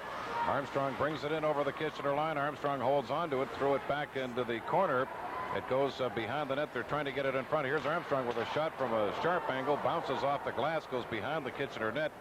The Rangers, Paul Epoch was just trying to hold it there to get the face off, but Davidson takes it off, and Davidson turns, threw it back into the corner behind the net. Here's Lowe's on it for Toronto. Lowe's gets it back to Davidson. Davidson takes a look, holds onto it in the corner. They're trying to get some traffic in front. And Lowe's is doing his job. The puck comes back to the left point. Here's a drive. That goes in front. Armstrong took a dive and tried to tip it in, and it's cleared by the Rangers, but the Marlies get it again. Here's a shot by Armstrong, and he zipped it wide of the net. Chopped back into the corner, but the Rangers will shoot it down the ice with exactly 1 minute remaining, and the extra roughing penalty to Scott Taylor. I'll tell you, since he's gone with those 5 veterans on the power play, it's certainly been a little difference. Not to take anything away from the rookies, but that's an example when you're used to it. From the face-off, or from the play in the Toronto zone, here's Armstrong over the line again, gets it on the left side. There's a pass that went wide for Davidson. He picks it up on the right side. Tried to throw it in front and back. Now come the Rangers. Here's a partial break on the left wing for Jeff Noble. Noble winds up. He hit the post. Jeff Noble rattled it right off the pipe. Davidson has a giveaway in their own end there when he's got possession, and Jeff Noble is right there. Jeff Noble, by the way, 15, you'll see him come down the ice. He was 7th in rookie scoring last year. A young rookie that they took right out of their own system, the Rangers. He'll come down here and he'll drill it. Wow, goaltender's best friend, isn't it? No wonder he talks to them. That's exactly right, Bertucci. And we thought there was something wrong with him. That's a great line, David. My God, you're entitled to one. Jeff Noble with a good scoring chance, and he is deadly in a shorthanded situation. Yeah, that's right. Wow, we're just understanding and talking here back and forth. Baseball players talking to their bats, goalies talking to their goalposts. No wonder the world's in trouble. That's right. I talked to you. Puck goes behind the Toronto net. The Marlies will pick it up. 6 seconds left on the Taylor penalty as Toronto swings up across its own line. Down through the middle it goes. They come down over the line, feed it back on the left side in the slot. There's a shot, goes over the top of Beals behind the net. The Marlies covering up as the Rangers go back to try to hold it. Here's Noble on it again. The penalty to Taylor is over. It comes back on the point, intercepted by Kitchener. They'll swing it up, down through the middle it goes. Rangers slap it down to the Toronto line. Now in over the line it comes. Still controlled by Jeff Noble. Noble having himself a fine afternoon. As always, feeds it back on the right point, makes a nice play. Epoch winds up. That shot tipped wide. The rebound is bounced in front. Here's Noble again. Gets it back to Darren Rumble. Rumble takes a shot off a skate. Comes back to Epoch at the right side. He takes a drive that is tipped off the side of the net. Noble trying to center it. The Rangers all over the Marlies at this point. Epoch keeps it in at the right point. Goodall takes a hit, drops it back to Rumble. Rumble fakes the shot. There's going to be a penalty against the Toronto Marlboros, and I'll tell you, we got some pushing the 7 going on again, and Moxham is real hot. And I'll tell you something, Moxham, if you notice his interview, he's a classy kid, boy. He knows what he wants. He talks about, but he's a hard-nosed kid. He comes to play, and that's why he's played so much in this league. Exactly 7 minutes remaining. The Kitchener Rangers in the second period will come back on the power play. Toronto leads 3-1, and the OHL Game of the Week returns after this message. Bill Berg of the Toronto Marlies will go off for high sticking at the 13-minute mark, and the Rangers, Sherry, who have been coming on after killing that penalty, especially the play of Jeff Noble, are now going to get a chance to capitalize. They had great. I'm telling you, they thought they were at a shooting gallery, Bertucci, there for a minute. That puck was flying around. There was 3 shots for $1 going on. There's a lot of money going on, changing hands up there. And the Marlies with Richard and Armstrong in a penalty-killing role. Here's Callahan spinning his man around. It's cleared. And Dave Latta will pick it up. Latta turns for the Rangers. A pretty move. Comes down over the line. Holmes would have been offside, and the puck is cleared by the Marlies back into the Kitchener zone. And Ron Goodall, as we mentioned before, with 7 power play goals already this year, goes back to swing things out on the right point. And their leading goal scorer. And a walk-on. Here's Richard right in front. Richard goes in front, and Beals made an excellent save on Mike Richard. Came out to take it away from him, too. Give him credit. Give Beals a little credit there. That's the second one Richard's been in alone on. Let's look at the Pontiac Duracell scoreboard from last night. Guelph Flanks Peterborough 2-zip. It's Kingston 5, Belleville 4. North Bay hammered Kitchener 10-2. The Sioux over the London Knights 6-4. It was Oshawa 4-0 over Cornwall, and the 67s beat the Wolves 5-3. A lot of action this weekend. A lot of action. 12 teams. 4 teams today and another 12 teams tomorrow. And Richard, you think Richard and Armstrong getting any ice today? Oh. But they're showing you why they get the ice. I guess so. Both those guys are candidates for not only one of the 3 Molson Cup 3 stars, but the Citizen Play of the Game. Absolutely. Both those guys are in it right now in the running. Here's Callahan over the Toronto line. Callahan goes behind the net, tried to feather it across and went in the net. I think it went off Flanagan. Do they all count or what? Does it matter how fancy you are, but in the meantime he goes there, he's trying to move the puck out, and that's one of those things, and it's a break like that. Now Callahan, who is very good with the puck, a kid from Oshawa, Ontario, now take a look, he's throwing the puck out, he sees somebody in the center, a nice eye, it was Flanagan, right off his stick, can't blame anybody. Callahan's power play goal, 16th of the year at 13:53. We got a 3-2 hockey game and don't go home. Hey, I'll tell you, you know, like Toronto had the 3 goals in the first period, could have had 5 or 6, and all of a sudden it's a 1-goal hockey game. That's exactly right, and that's the kind of thing that's like the Eaton Brian Huff. It's hard a little bit because when you're dominating like that, you like to get the game out of reach. But it doesn't matter how fancy it is as long as it goes in the net. Isn't that the secret to get it over the net? I think it's not how, it's how many. If I put more in your net than you put in ours, I win, don't I? Doesn't matter how pretty mine are. You got it. The Rangers come back with it. A pass for Craig Booker at center. Booker will just slap it into the Toronto zone. Going back to get it, it's Brian Collinson behind the Toronto net. His pass was deflected and right in front. Bertucci says, what's going on? The puck bouncing into the corners. The Rangers came very close again. Here's a chance for Viskovich. Viskovich turns, goes in the slot, turns, drops it back at the right point. Epoch's shot is deflected wide. Right now, the Marlboros are hanging on. Epoch into the corner for Viskovich. Viskovich along the boards, try to drop it back to Epoch, tipped away, and back come the Marlies with Mike Jackson. Jackson gets it over. Jackson takes the return pass, turns in the corner, goes behind the Kitchener net. Ed Kister all over him. They go in a pile in the corner. The Marlies, though, dig it out behind the net. Marlies still have possession of it. And finally, the puck is tipped away, and it's controlled by the Kitchener Rangers. Cleared but not out. Flanagan at the right point takes a wrist shot, bouncing in front of, shot went wide. As the Marlies came very, very close. On the right side, Doug Jones will just throw it up at center, and Flanagan backs it up for the Marlies. 4:50 to go in this second period. Toronto leading by a goal at 3-2. Flanagan waits for some players to come on the ice. Armstrong flips it up to Davidson. Davidson comes back down over the line, telegraphed the shot, but it was bounced over on the other side. Here's Armstrong picking it up. Tried to center it in front of the Rangers. Will just dump it down the ice. All the way down the ice it goes. Should be an icing.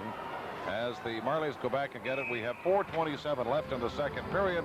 The score now, Toronto 3 and Kitchener 2. The OHL Game of the Week continues after this message. Lots going on for you during our second intermission. First and foremost, we will talk with Tim Armstrong, the fine young captain of the Toronto Marlies and certainly one of the key players in this hockey game. We will also profile Wayne Gretzky in alumni profiles. The score right now, 3-2. The Toronto Marlies up by 1 over the Rangers. Hey, I'll tell you something. That's a credit to Beckers and the corporate people like that. After coming from those Eastern Bloc countries, you appreciate corporate citizens like Beckers for, you know, $7,569 all here for $1. Not a bad deal. Now they're seeing themselves quite a hockey game. 4:27 to go, second period. The Marlies hanging on to a 3-2 lead. You know, just taking a look. It's really nice to have Paul Romanuk here. You know what I mean? I knew the new part of the threesome. And you know what I like about him? I love Jim Taddy, and don't get me wrong. But you know what I like about Paul Romanuk? He's the only guy in Canada I'm taller than. Oh, wait a minute. There might be somebody else. Is there not a 3-year-old kid here somewhere? Here come the Kitchener Rangers, moving it up on the right side. Down to the Toronto line it goes. And it's cleared off into the corner. The Rangers trying to do some forechecking. The Marlies are trying to get a face-off, but Armstrong will take it behind the net, chased by Goodall, and Noble gets it on the left wing, and the Marlies just bounce it off the boards at center. Here's Moxham.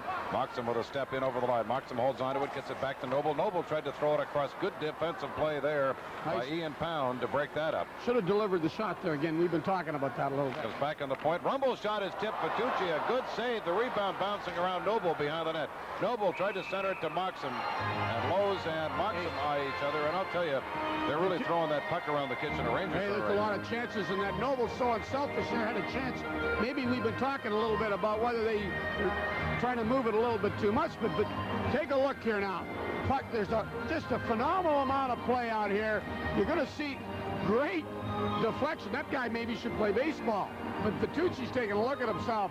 Look at that deflection out of the air, and now the puck's down. The guy's trying to get it too. He's reaching for it.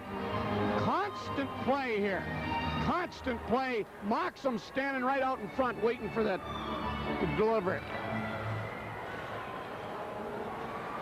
3.5 minutes to go in the period, and the Marlboros have possession of the puck as Mike Richard is there. Richard Gets it back down to the Kitchener line, and the Rangers, Kevin Grant is there. Grant will feed it down up on the wing. The Rangers tip it in over the line. Darrell Holmes getting rid of it. Behind the net, Bill Berg. Berg threw it across for Richard. Richard has a man breaking on the right. That's Cramarosa. Cramarosa down over on the wing in the corner. Drops it back. Here's Richard. Makes a sweet move around Lotta. Gets it behind the net for Cramarosa. Cramarosa comes out of the corner. Nobody picks him up. Takes the shot. Peels the save. Good play by Cramarosa. Good stop by the goaltender. Back on the right side comes Holmes. Holmes drops it back. Callahan fakes the shot. Moves in the slot. Richard score!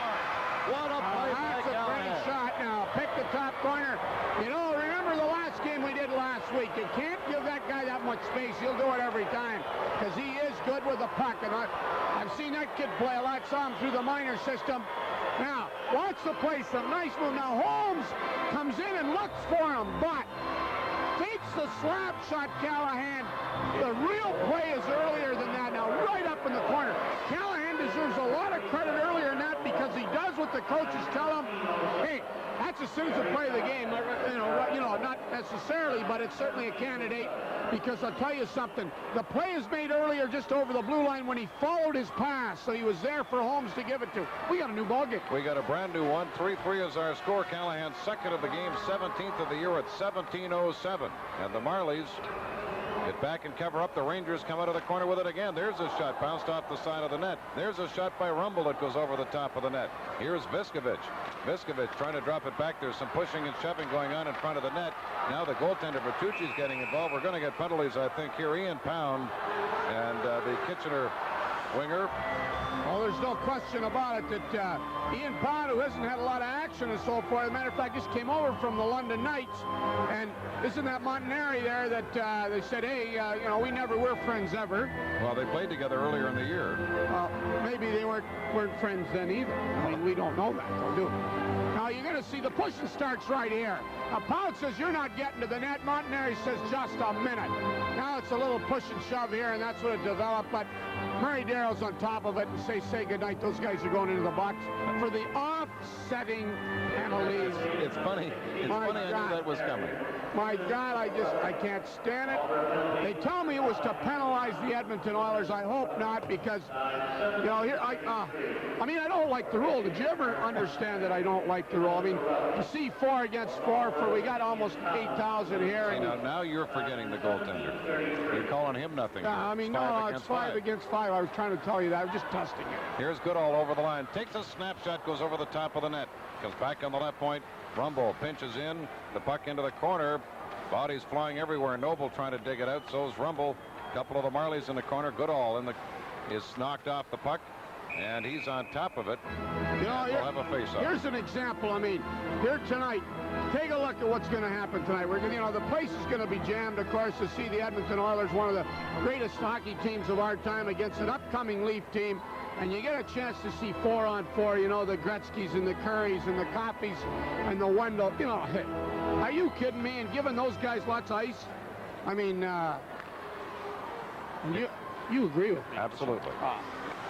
Here's Goodall coming down over the line. He can't get anywhere. We have less than 2 minutes to go in this period, tied at 3. The Rangers break it up, and here comes Rumble.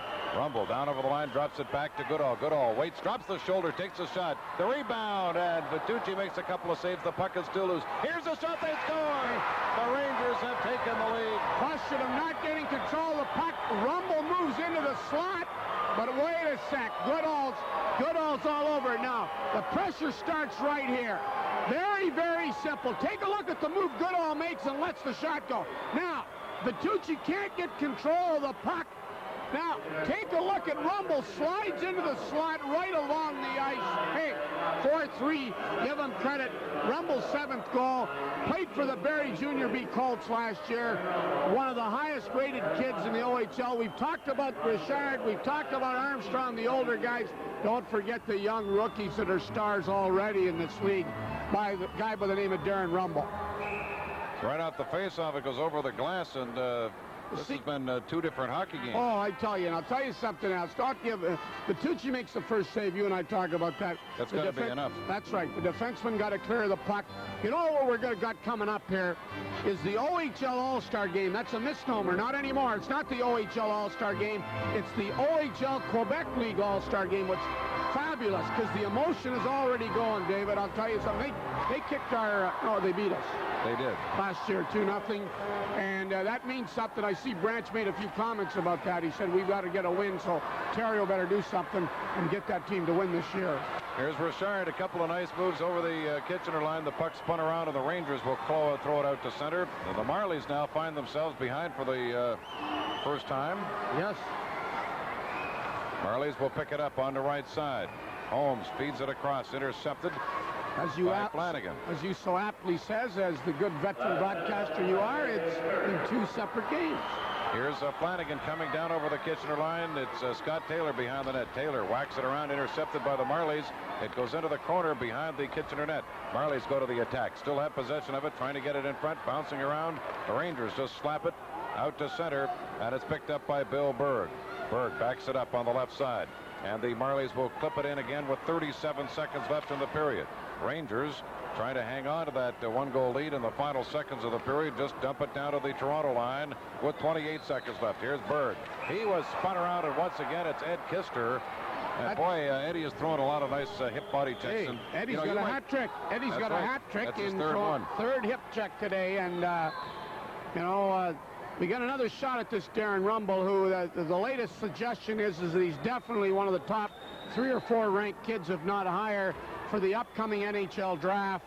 And one of the rookies that might have a chance, although there's a lot of good veteran defensemen to play in that All-Star game we were talking about, that Paul Terry, the Oshawa general coach, and if I may say so myself and show my prejudice, an excellent coach, will coach that All-Star game, and he better win. No pressure on Paul, is there? No, because the league won't let him coach if he doesn't. Here's Moxham turning behind the Toronto net. Moxham still has possession, drops it back right point. Here's a drive by Epoch that goes high in the air, deflected up into the crowd. And we have 8 seconds to go, and I'll tell you, a lot of these, especially the youngsters here at Maple Leaf Gardens this afternoon, are really enjoying themselves. I want to tell you an interesting thing, and there's Bertucci saying, let's get this period over with and get in and get regrouped. But this also, what a great crowd here, boy, at Maple Leaf Gardens. Thanks to Beckers again and Mr. Ballard, and who's a great friend of junior hockey, by the way, and he showed that with the gold medals for the Canadian junior team that the committees didn't see fit to give. There's Rumble's shot right out the face-off. Another shot. There's another shot, and Bertucci makes 2 good saves with a second to go. And here we go. We got Jeff Noble and one of the Marlies getting into it behind the play. And as a matter of fact, I think it's Ian Pound again, and Pound and Noble, who used to be teammates early in the year, and they're throwing them. I mean, they're throwing them. This isn't. And Pound, by the way, who's 6'2", and Noble, who isn't the giant, but I'll tell you something, he's got the big heart. He's right in there letting them have it. Now the linesmen are in there to break it up, and they're going to sit down for at least 5 and likely 7. Well, you know, the thing is, I'll tell you, if Nick Bertucci doesn't make 2 saves there in the final 2 or 3 seconds of this period, the Toronto Marlboros are in a lot of trouble. Oh, without question. I mean, Bertucci's been a key man. As you picked it up at about the 13-minute mark, let's be realistic, except for the odd break down the ice, the play's been in one end. But they're only going to have to use, they're only going to have to flood one end, I think, after that second period. That's exactly right. We see Jeff Noble. He's going to need a well-deserved rest, but he's going to get more than the 20 minutes in intermission, 15, 20 minutes in intermission. He's going to get about at least 5 and maybe 7 when he comes in. So they score after 2 periods. The Kitchener Rangers 4, the Toronto Marlies 3, and our OHL game of the week returns with our second intermission.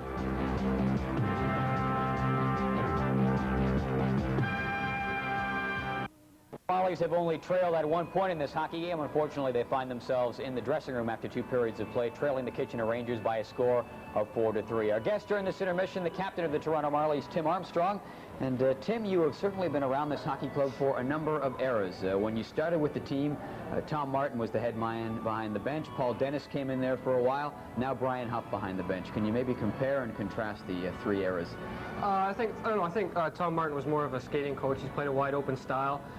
Paul Dennis tried to incorporate a wide open style with us close checking. Now we're right down to Mr. Huff wants us to play us our close checking game in our own end and make sure we play man-to-man in our own end. It's really a disciplined system, I think, right now. As far as this game is concerned, what is surprising, I think, to a lot of people is the fact that it is so intense, particularly down in around the front of the nets. M's Division and Leyden Division teams only lock up generally twice a year. Why such the rivalry with Kitchener? I don't know why it is. It just seems to be today. I don't know, maybe it's a big crowd and on TV and everything. The players want to play well. I think mostly another thing is, too, we're both stuck. Well, they're stuck in the middle of their division. We're stuck in the end of our division. And we both need 2 points really badly, and I think both teams are coming out to play today. I think maybe we saw a good example of why the Marlies have been inconsistent this year. You played a great first period. You played an inconsistent and a poor second period. You find yourselves down. Is that maybe the season in a nutshell? Yeah, definitely. We've always been lacking in about 20 minutes of hockey, and it's hurt us all throughout the whole year. I thought hopefully that would be our 20 minutes, and we'll come back in the third. Property of the Toronto Maple Leafs of the NHL. You're right in their own backyard. They get a chance to watch you. Do you get much feedback from them, and are you optimistic as far as chances for a pro career with them down the road? Hopefully down the road, yeah, I'm optimistic, but I don't really get much feedback from them. I just kind of come here every day, play the game, and at the end of the year we talk, and a couple of times maybe throughout the year we have a few discussions, but nothing as of recently. I hope maybe a couple years in the minors, then hopefully an NHL career. When you play in Maple Leaf Gardens, you were, of course, the subject of perhaps a little bit more scrutiny than a lot of teams around the league under the eyes of scouts. Is that something that the players are conscious of right from day one, knowing that they're being watched a lot more than, say, a guy playing in North Bay or Sault Ste. Marie? Yeah, I think it's definitely, yeah, because the players, you know, they watch the players maybe 30 or 40 games a year, and they know that, you know, if there's one little weakness in a player's game, they'll find it because they've been here for 30 games, whereas another player from North Bay comes in and maybe gets seen maybe, you know, 10 or 11 times a year, and maybe they won't pick up that weakness. So it's hard, but if you're a good player, you'll go high in the draft, I think. Are you enjoying it still? Does it start to be a grind at all when you're a veteran in and around the league, and are you starting to look for a light at the end of the tunnel maybe, and hoping it's not a train coming in the other direction? No, I was still enjoying it. We still have a lot of fun. We have a good bunch of guys this year, and hopefully we're starting to get our game together as of just before Christmas, and hopefully we come back, make the playoffs, and have a good showing at the end of the season. The Toronto Marlies did not have a good showing during the second period. They trailed the Kitchener Rangers by a score of 4-3. When we come back, Ontario Hockey League alumni profiles. Wayne Gretzky will be the topic of conversation.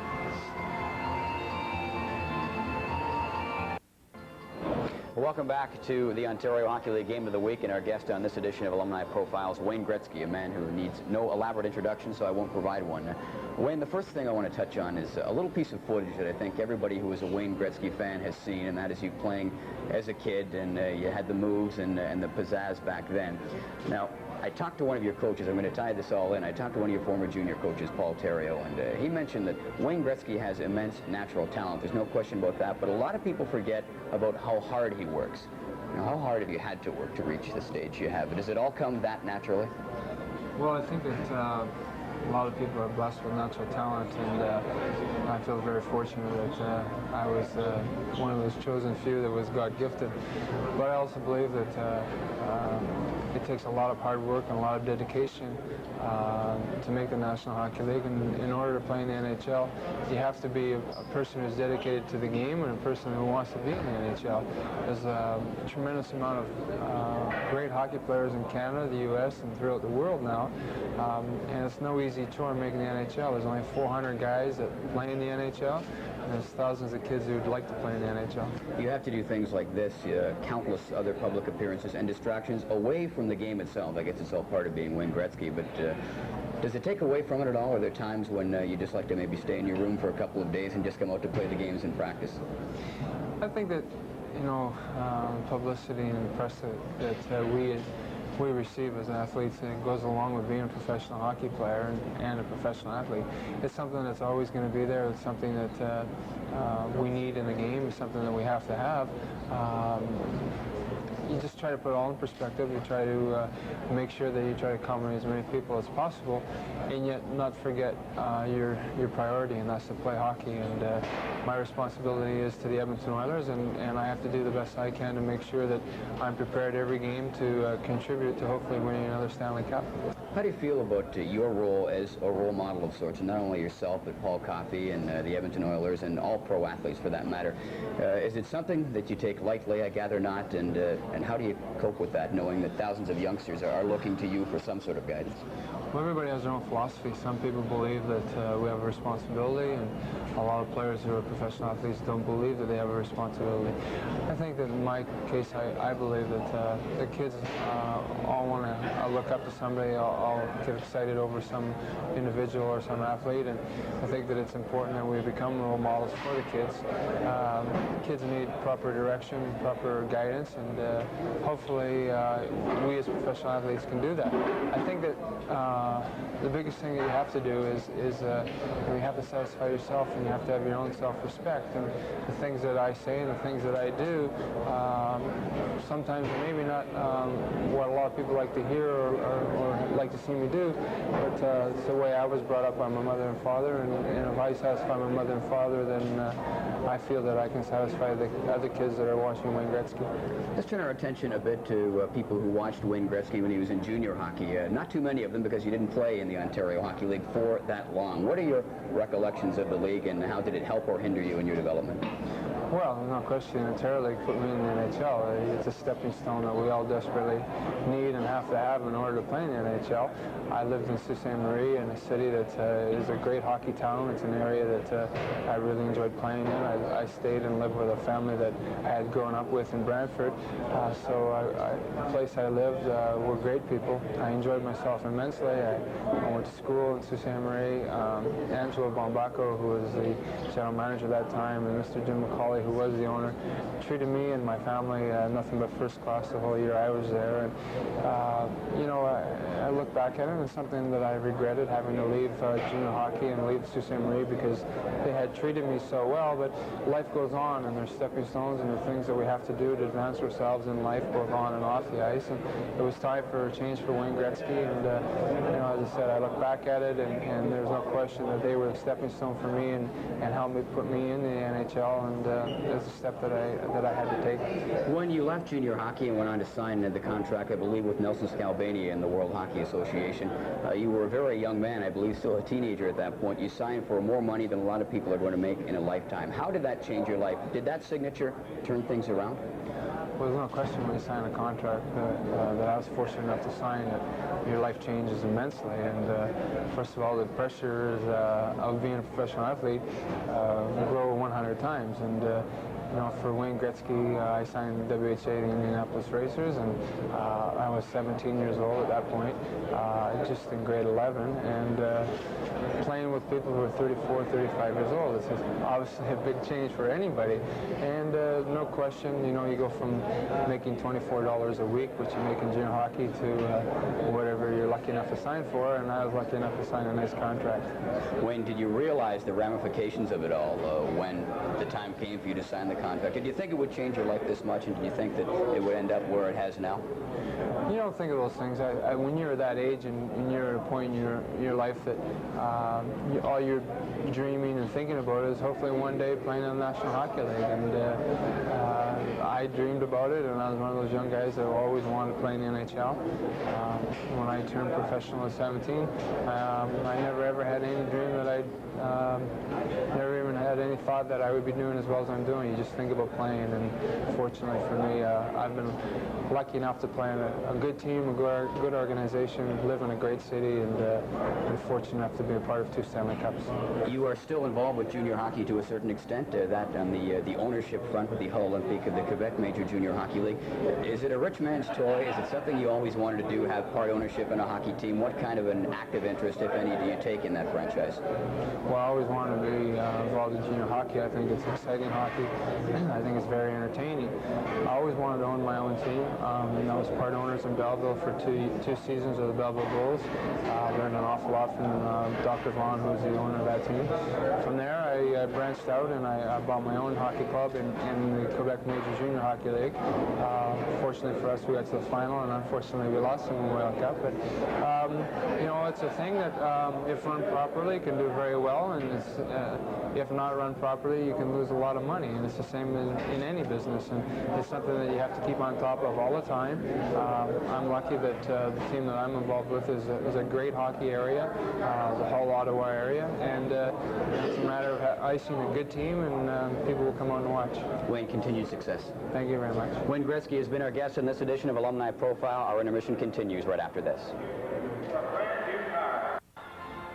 The shots on goal in this hockey game relatively close, 24-22 for the Kitchener Rangers. The score is also relatively close, 4-3 Kitchener on top. Now time for the Ontario Hockey League Win-A-Car Shootout. We're not going to shoot for the car right off the bat. First, we are going to be shooting for a Hitachi personal stereo, and they tell me this is Lynn O'Hanley teeing it up on the blue line.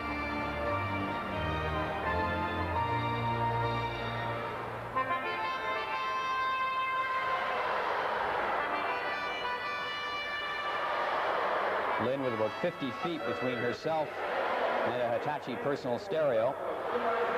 And she misses the net by about 50 feet. There's an honest reaction for you.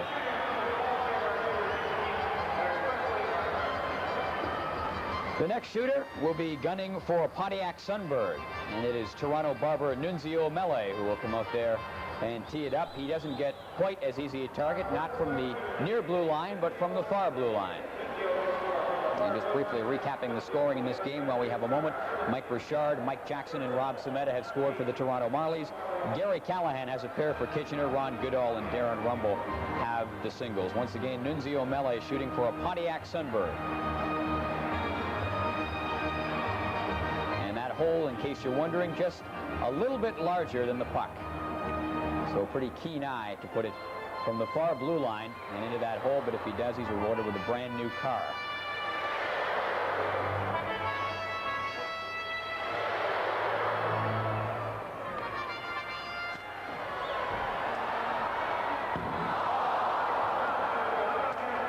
Well, they tell me they've given away 5 cars so far across the country in this promotion, and they came very close to giving away another one there.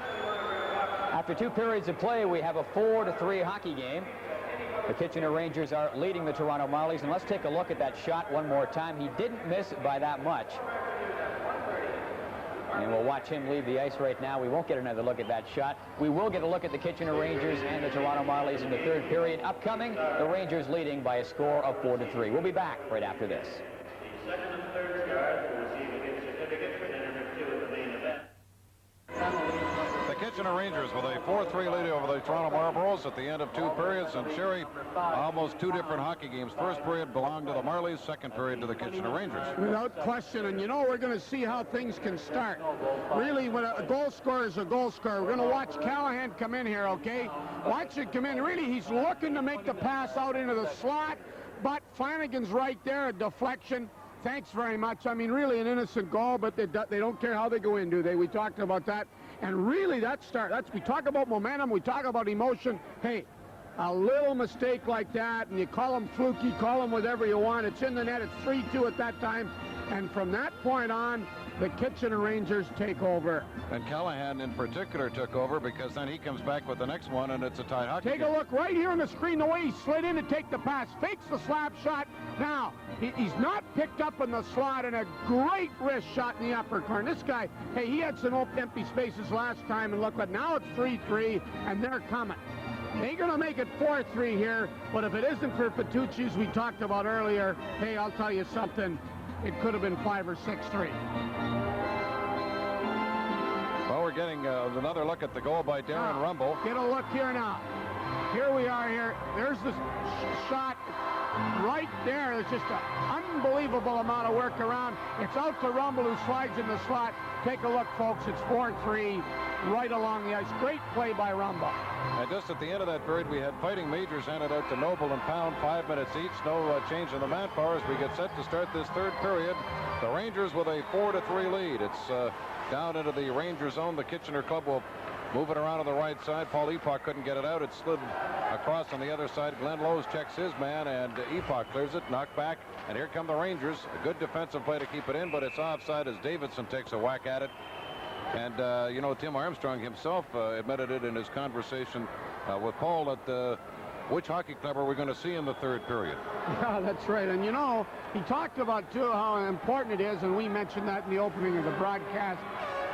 You know, when I watch those interviews, and maybe, you know, being part of the league or so, I looked at the Timmy Armstrongs, the veteran young men like that, and how well-versed they are. And you were, you know, David Branchmore once said it a couple of years ago, and I guess maybe those of us that are working with these kids so much don't realize it, how much more mature they are than the ordinary 18, 19-year-old because of the experience. Yeah, really. They really do, and they really develop as people.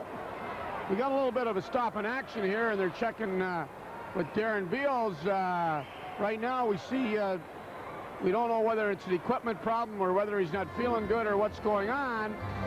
But I'll tell you this, he's coming out of the game. And David Weiss very quickly walking down to the end of the bench to get his gear on. Now, I don't know what the reason for the change is, unless, of course, there might be an equipment problem. And what Murray Darrow is saying is if it's going to take a little bit of time, put the other goaltender Weiss in there until the equipment's adjusted, and I think you'll see Beals come back in. That's exactly what's happening, and I see the cameraman was over there to get it. Weiss does a little bit of stretching there, and looks he can spread right across the ice.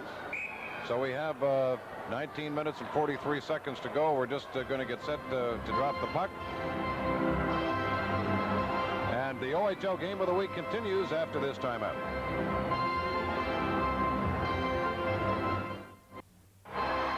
Face-off will take place outside the Kitchener blue line. Weiss is still in net. Darren Beals out having some equipment adjusted back at the Kitchener bench. Here's Ed Kister with it. Kister for the Rangers down through the middle. On the right side, they try to send Goodall away. Goes behind the Toronto net. Vitucci will leave it there. Goodall is knocked down. The Rangers try to get it in front. Montanari trying to get it in front. They bang away at it, and it's Moxham getting it back on the left point. Kister takes a drive. That was tipped just wide. And back on the left side it goes. There's a collision. And it's picked up by the Marlies. Back at center it goes. Epoch knocked off the puck. Here's a chance for the Marlies. A quick wrist shot went wide. Some good play there by John Nelson, doing some good forechecking. And here comes Epoch for Kitchener up across the red line, down over the right side for Goodall. Winds up. Shot was stopped by Vitucci. Rebound goes back to Goodall in front. Backhand shot stopped by Vitucci. Another shot by Callahan is picked up. Here's Callahan trying to get it in front. And Vitucci says, I'm going to get a little whistle here and slow down as we look at Tom Barrett. Listen, Tom Barrett, who's just been talking to his goalie changes and just said to Beals, get back out there. You got your equipment fixed up, and that's exactly as you suggested. Now he gets a drink of water and says, I feel better because I like it when it's 4-3 for us instead of 3-1 for the other team. And Beals back in the net. A lot better than 10-2 last night. I didn't talk to Tom before the game. I figured it was prudent of me not to. That's a fairly intelligent decision. You were not waiting for the bus, I know. No. Scott Taylor goes back to pick it up behind the Kitchener net. The Marlies double him up, but the Rangers come up with it. Now it's into the corner. Here's Richard with it. Richard hops right in front, is tipped back into the corner. Cramarosa has it. Cramarosa throw it behind the net. They're trying to jam it in front. Shot was stopped by Beals, and back comes Darrell Holmes for Kitchener. At center. Down to the Toronto line. Goes over on his off wing trying to get around Flanagan. Goes behind the net. Good play by Holmes. And Flanagan comes out of there with it for the Marlies. Feeds it on the right side. Toronto will clear it up. Here's Richard at center. He kicks it ahead. Comes down to the line. Is checked off the puck. And the Marlies, Bill Berg, is back to get it at his own line. Watched by Holmes. Berg intercepted by Holmes. Holmes comes back down over the line. Puts on the brakes, threw it across, and on the right side, Cramarosa has it. His pass at center, too far for Richard. Taylor backs it up at center for Kitchener. The Marlies making some changes. Taylor hops on over the line, takes the shot. Another save by Vitucci and goes back behind the net. Marlies clear it off the boards. There's a collision there, and Toronto will go back and get it with 17:40 to go in the third period. Kitchener leading 4-3. Here's Berg right through a couple of people. Down over the Kitchener line. Taylor got a piece of Berg and went sliding into the boards. Comes back to the point. And they rule offside as Collinson didn't get there in time. Berg makes a nice rush up the ice. Berg, by the way, was a third-round pick by the New York Islanders. He's a big, strong kid, 6'1", 185. And, you know, he had 143 minutes in penalties. When we get a look at him, the cameraman zeroes in on him. He's a steadying force. He's very, very important to this Marty team on defense. He's got to be playing well. They need his experience. They need him moving away and not letting the other team get those second shots that we talk about, you and I visit a lot about. Face-off will be at the Kitchener line. The Rangers have it. Paul Epoch up across the line at center. Will just bounce a long shot wide of the Toronto net. And going back to get it is Collinson for the Marlies. Collinson takes a look. Right in front of the net. Feeds it over on the right side. Up across the Toronto line comes Tim Armstrong. He'll slap it in. Glenn Lowe's going in after it against Doug Jones, trying to get it in front. Lowe's is rubbed out. Davidson trying to get it in for Armstrong. Comes back right point. There's a long shot kicked out by Beals. A big rebound, and the Rangers clear it off, but they don't get it out. Comes back to Lowe's. Lowe's tried to get it in front for Davidson. Here's Armstrong going after it. Tips it behind the Kitchener net. Davidson stays with it in front for Lowe's. He tipped it, and Beals just got a piece of it. Cleared by the Rangers, but they don't get it out. Now they'll try it a second time. A right wing pass is blocked, and here comes Kitchener over the line. Doug Jones trailing on the play. He's tipped away by John Blessman, and the Toronto Marlies will shoot it off the boards. It goes by Kister. They rule that Kister could have played it, so they'll waive the icing. And Kister in front of the net, watched by Armstrong, chops it on the right side for Jones, who gives it back. and it's cleared out at center. Here's a chance for the Rangers coming down. Mark Montanari. Montanari turns. He's spun around. Good play by Berg, and Flanagan has it. Flanagan's long left wing pass too far, all the way down to the Kitchener line, and it's picked off by Kevin Grant. Grant was checked off the puck. The Marlboros have it in the corner, trying to get it in front. They throw it across. There's a shot. They scored. Oh, they did, or did they not? No, it isn't. He's called it off. He didn't say it's in the corner. Made an enormous Talk save. about a big-time save. John Nelson's parked right in front. Now, Chris Gavadera sees him. It's off a skate. Nelson's right there. He's got the corner. He said, look at that leg come up and block it. The puck is right down. He's on top of it. Hey, that's a big-time save. You know, the goaltender might be a candidate now. For a citizen that play of the game. goaltender might be a candidate for the citizen play of the game. The goaltender got it last time. It's unusual. Usually we look for that big offensive play, but if they end up winning 4-3, that could be a big-time play. For sure might be a star. Saw Nelson talking to the Kitchener player in the face-off circle. Probably asked him how did he ever get it. Oh, unbelievable. And I tell you, you'll be talking to himself a long time about that. He'll be asking for the replay from Ed Marcel, our director, and the global people. It will be a face-off to the right of Darren Beals. An excellent save. There's a whistling drive right off the face-off by Mike Jackson that went wide.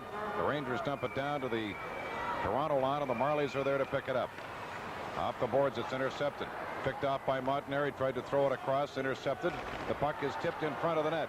The Rangers can't come up with it, and here's a 3-on-2 Toronto break as they come down on the right wing. Over the line it goes. Marlies go after it. There's a shot stopped by Beals. Rebound stopped by Beals, and Darren Beals has come up with some good saves in this third period. 15:36 the time remaining in the third period. The score continues. Rangers 4, Marlboros 3 in the OHL game of the week. Returns after this message. Face off at the left of the Kitchener net. Darren Beals has been busy so far early in this third period and has responded. We've certainly seen some different offensive thrusts throughout this game. The tide seems to be going the other way now. The Rangers up on the right side will try to get something going. Here's Darrell Holmes. He'll tip it into the Toronto zone. It's Collinson back to get it for Toronto. Wheels it around on the right side, and the Marlies try to get it out. They lose it right in front, get it back again on the left wing, tipped up at center. Here's a chance for Toronto coming down. Cramarosa going into the corner against Ed Kister. They jockey for possession behind the net, and here is Holmes on it. He was spun around right in front of the net. There's a shot that went wide. Goes back on the left point. Marlies with it. Cramarosa gets it back left point. There's a shot that's blocked. The Rangers have Holmes breaking. They give it to Holmes. He comes down over the line. Holmes still has possession of it. He's hauled down. The puck goes behind the net. Murray Darrow's going to call a penalty. And, you know, not a dissimilar play to the one we saw at the other end just seconds ago that wasn't called. That's exactly now. Here he is. He cuts into the middle because he's got Collinson going the other way. But there's no question about it. You can see it. Is it Saigon that comes in there? I can't quite. Or is it that's John Blessman that come down there? John's going to spend 2 minutes for the holding penalty. But really, you got to give Blessman some credit. You know what I'm saying? That's good. That's a good action. He's got to get back in the play and get a hold of him because he's cutting. You get that big, strong kid Holmes, who's about 6'5" or 6'6". You can't give him like a runaway truck to begin with. That's right. There's John Blessman sitting out his 2 minutes for holding at 5:08. John has got three, you know, he's an OHL 9th round pick. He came in from Wexford. He's 6'3", 215. So there's two pretty big giants there fighting for that puck. The Marlies will find themselves shorthanded, and the Rangers working on the power play. Moxham inside his own zone is spun around, then Davidson fell down, and here's Moxham. Coming down over the Toronto line, Moxham puts on the brakes, gets it back to Goodall, back across on the left side. And it's picked up by Rumble, who gets it back over for Noble.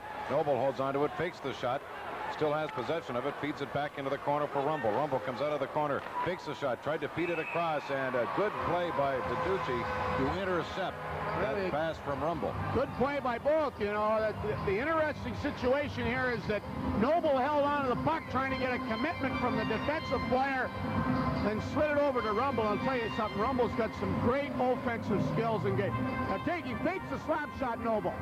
Now Now, Sean Davidson comes out. As soon as he makes the commitment, he throws the puck into Rumble. Rumble fakes it in, but Vitucci's right there, comes out to the top of the crease to take the space away. And in the meantime, we got a face-off with still 1 minute and 28 seconds left in the power play. The face-off will be to the right of the Toronto net. Rangers get it back left point. Goodall moves in right point, winds up with that good shot, stopped by Vitucci, and it's cleared by the Marlies down the ice.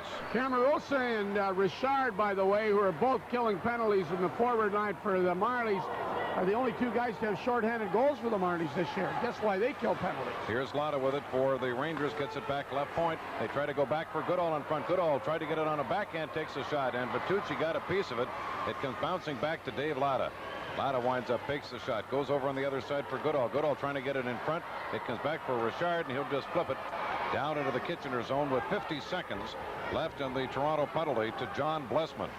It's a 4-3 Kitchener lead as Goodall turns at the Ranger line. His pass blocked by Armstrong, and Davidson has it for Toronto. Davidson will take it for a skate, turns in his own zone, and then will flip it out to center. It bounces right to Armstrong. Armstrong beats one man, comes down over the line, and a good defensive play by Ron Goodall. And here's Armstrong stealing it again. Backhand shot went wide of Beals off the stick of Davidson. Over on the other side it goes. Armstrong trying to get it back to the center ice area, and the Marlies doing an excellent job of penalty killing. Armstrong gets it back. We talk about their veterans, and we see Rumble out here all the time in the specialty teams. With your veteran years of broadcasting, David, it's been a while. I bet you this Rumble with the poise of a young rookie that you've seen. Well, we were blessed last year with a couple of good ones. Here's a Noble right in front. Noble goes behind the Toronto net. The penalty to Blessman is over. Here's Rumble with a shot. Vitucci the save. Behind the net it goes. Marlies try to get it in front into a crowd, and Toronto will pick it up and just flip it off the glass. That one is going all the way down the ice, but they're going to waive the icing, ruling that Rumble could have played it. 12.5 minutes to go, third period. Toronto back at full strength. The puck bouncing around along the boards, and the Rangers will pick it up there. Up on the right side for Doug Jones. Jones comes down, winds up, long shot. Went wide of Vitucci on the right side, tipped, and the Rangers keep it in. Into the corner it goes. Vitucci out of the net just tips it there, and the Rangers try to get somebody in front. They have the puck in the corner, trying to get it in front. The puck bouncing around, and finally it's picked up by Toronto. They'll come up across the Marley line on the right side. It goes for Jackson. Jackson and a collision, knocks it back, and there's another collision. There's a shot kicked out by Beals, and Beals will cover up on a rebound. Some alert work by Gavadetis, and we'll get set for a face-off in the Kitchener zone when we return. 4-3 Rangers, and the OHL game of the week comes back after this message.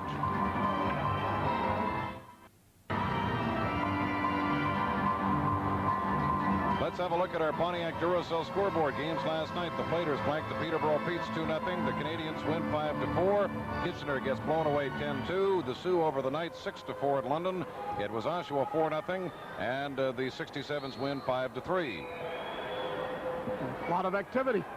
The weekend of activity usually becomes pretty tough not to catch an OHL game on the weekend, isn't it? The Marlies behind the Kitchener net. Richard tried to center it. It was kicked off into the corner just wide of Beals. Marlies try to get it back at the left point. Now they'll chop it back into the corner. They're trying to get somebody in front. There's a shot. Sharp angle turned away by Beals. And back come the Kitchener Rangers 3-on-2. Here's Lotta. On the left side, he's got a man trailing and a man breaking to the net. Slot for Callahan where he's deadly. And a good save by the goaltender Vitucci. And back come the Marlies the other way. Down over the line. Tried to get it back. Here's Richard knocked down. The puck tipped away. Back in the point. The shot just trickled wide. Rebound behind the Kitchener net. The Marlies start to open it up. Marlies trying to get somebody in front. It goes back behind the net. Toronto has some pressure on, trying to get it back in front. And the puck is still tipped behind the net by the Toronto player who's down on his knees. The puck bounces back to Richard. Richard gets it back at the right point. They fake the shot, clear it into the corner. Toronto trying to get the tying goal in this hockey game, and it's picked up by the Kitchener Rangers. Richard almost blocked it, and Lotta comes back for Kitchener and will just drive it. Stopped by Vitucci, and the Rangers want to make a change. 10:50 to go in this period. Rangers knock it back into the Marley zone. Marlies clear it up at center. The Rangers get it, drive it right back in again. Goodall getting rid of it for Kitchener. Back behind the Toronto net for Brian Collinson. Collinson takes a peek, feeds it on the right side.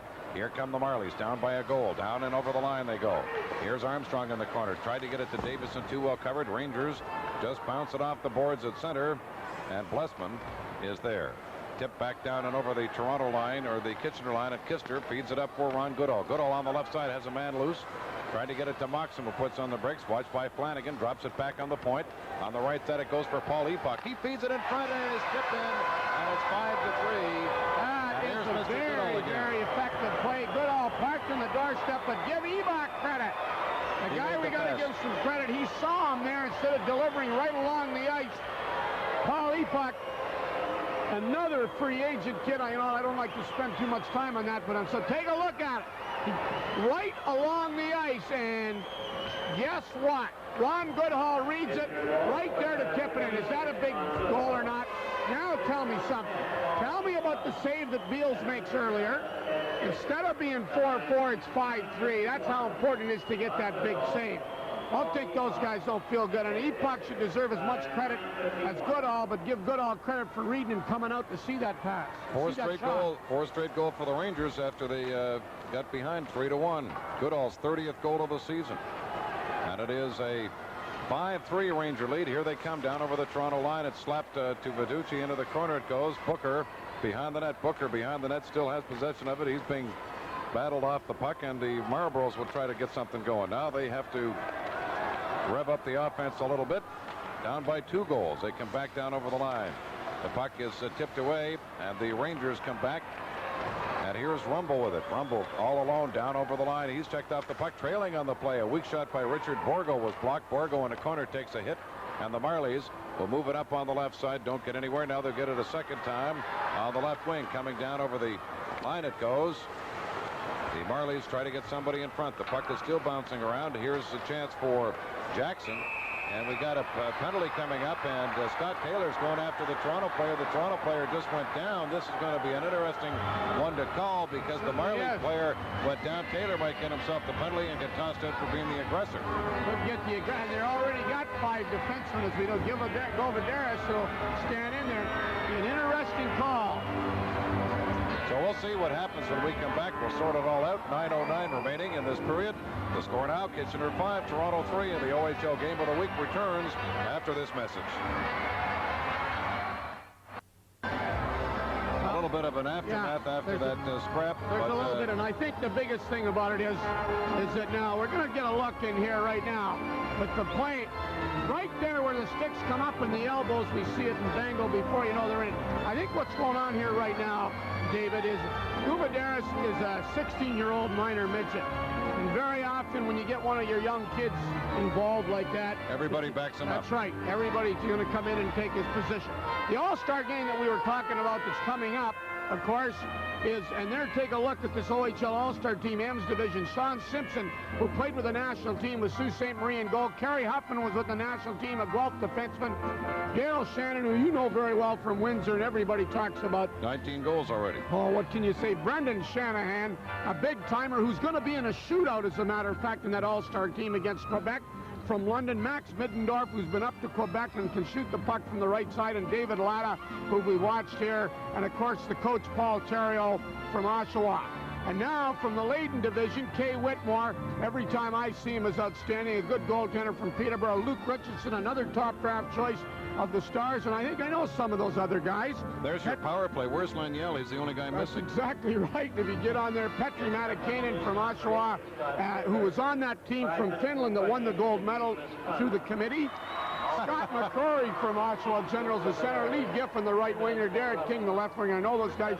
And Paul Theriault square because he's, and good old Beckers for a buck. I tell you, how do you beat him, right? 7,569 in here, and we're going to have another one sometime in March here. We're looking forward to that. That's too. Probably, I think, March 7th to 5, if I'm not mistaken. And give them credit because the kids get a chance to come and watch the OHL graduates on these NHL teams practice and then watch a good game like that. Taylor gets a 5-minute major penalty. Govidaris gets 2 minutes. So what that means is that eventually Toronto, down by 2 goals, is going to have a good chance. They'll have a power play for 3 full minutes, regardless of how many times they're able to score. Good point. Govidaris takes the 2 minutes, I guess, for that initial action, which I'm surprised they both didn't get, as a matter of fact. But he gets roughing. Taylor gets 5 in a game for being the aggressor. Yes. And Jackson gets a 10-minute misconduct for probably trying to help Gavaderis. Yes, that's right, for coming in there. That's exactly right. Give Murray Darrell credit. He's right on top of those things. Gavaderis obviously got the first little shot in. You don't have what you want here, though, do you? Hey, I'll tell you something else. You get the fans loving it. They got 3 minutes regardless but of you have what you want here. We have 5-on-5 for 2 minutes. Hey. Because you have to. That's exactly right. And now 5-on-5, explain that, because we've been cutting up the goalies. I mean... No. I never forget the goalies. Oh, okay. You call it 4-on-4. I call it 5-on-5. Me, that's right. Well, you can tell we were both math majors, can't you? The Rangers go back in their own zone. Ed Kister has it. The team's playing at equal strength, but each a man short. And then eventually the Marlies are going to get a power play for 3 minutes. They trail 5-3, 8:50 to go in this third period here at Maple Leaf Gardens. We've had a good afternoon, an excellent hockey game, both sides. And back comes Mike Richard.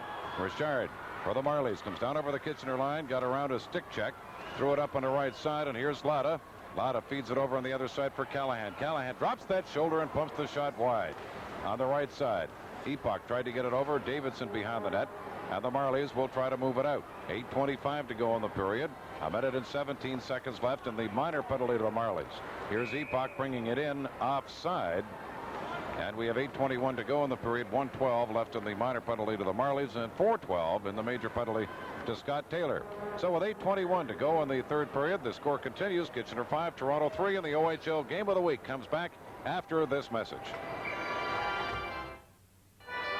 Faceoff will take place at the Toronto line. The Marlies and the Rangers playing each a man short for a little more than another minute. And then the Marlies, 2 goals down, will try to get something started on the power play. Here's Goodall stealing the puck. Goodall goes in and hit the post. Off the crest. I'll tell you something. That kid has really been impressive. He can fire a puck. Here's Montanari with it, trying to get it in front. Shot. Here's Goodall on a rebound. And Vitucci had to make the save. Goodall looked like he hit right at the post and the crossbar, right on the joint. They're the one that Vitucci talks to. That's right. Here come the Marlies in over the line. Trying to center it, a shot, and Darren Beals very calmly picks it up and then feeds his man Goodall away. Goodall comes down. Bill Berg, the only man back. Goodall drops the shoulder and snaps it wide. Gets his own rebound. Then he was checked. The puck is tipped ahead. Here's a chance for the Marlies coming down. A partial breakaway. Kramarios is hauled down. He slides into the post. He may have been shaken up, but the Marlies are going to have a 2-man power play. That's no question, and that are what we've been talking about. Look at the play up and down the ice as far as pleasing for the fans. Here comes Camarosa. We just saw Goodall go, no question about it, but they had to do it because he was breaking for the net. Now they got a real chance to get back in this game. They got to concentrate. But I want to make my point with all that open ice space. Maybe it might drive the coaches crazy. It might drive them technically from what's been going on here. But tell me if the fans didn't enjoy this last minute and a half with the action up and down, lots of ice. Can you imagine in the NHL when you get those real stars and give them that much room and it wouldn't bring the fans out of their seats? Hey, speaks for itself. Well, the penalty is called to the Kitchener Rangers, and it is Darren Rumble who gets the gate. And that comes with 21 seconds left in the Kitchener minor penalty. And 3:21 in the major to Scott Taylor of the Rangers. They never got a chance to get into it now. I'll tell you something. They got her now. Let's going to see what they're going to do with it.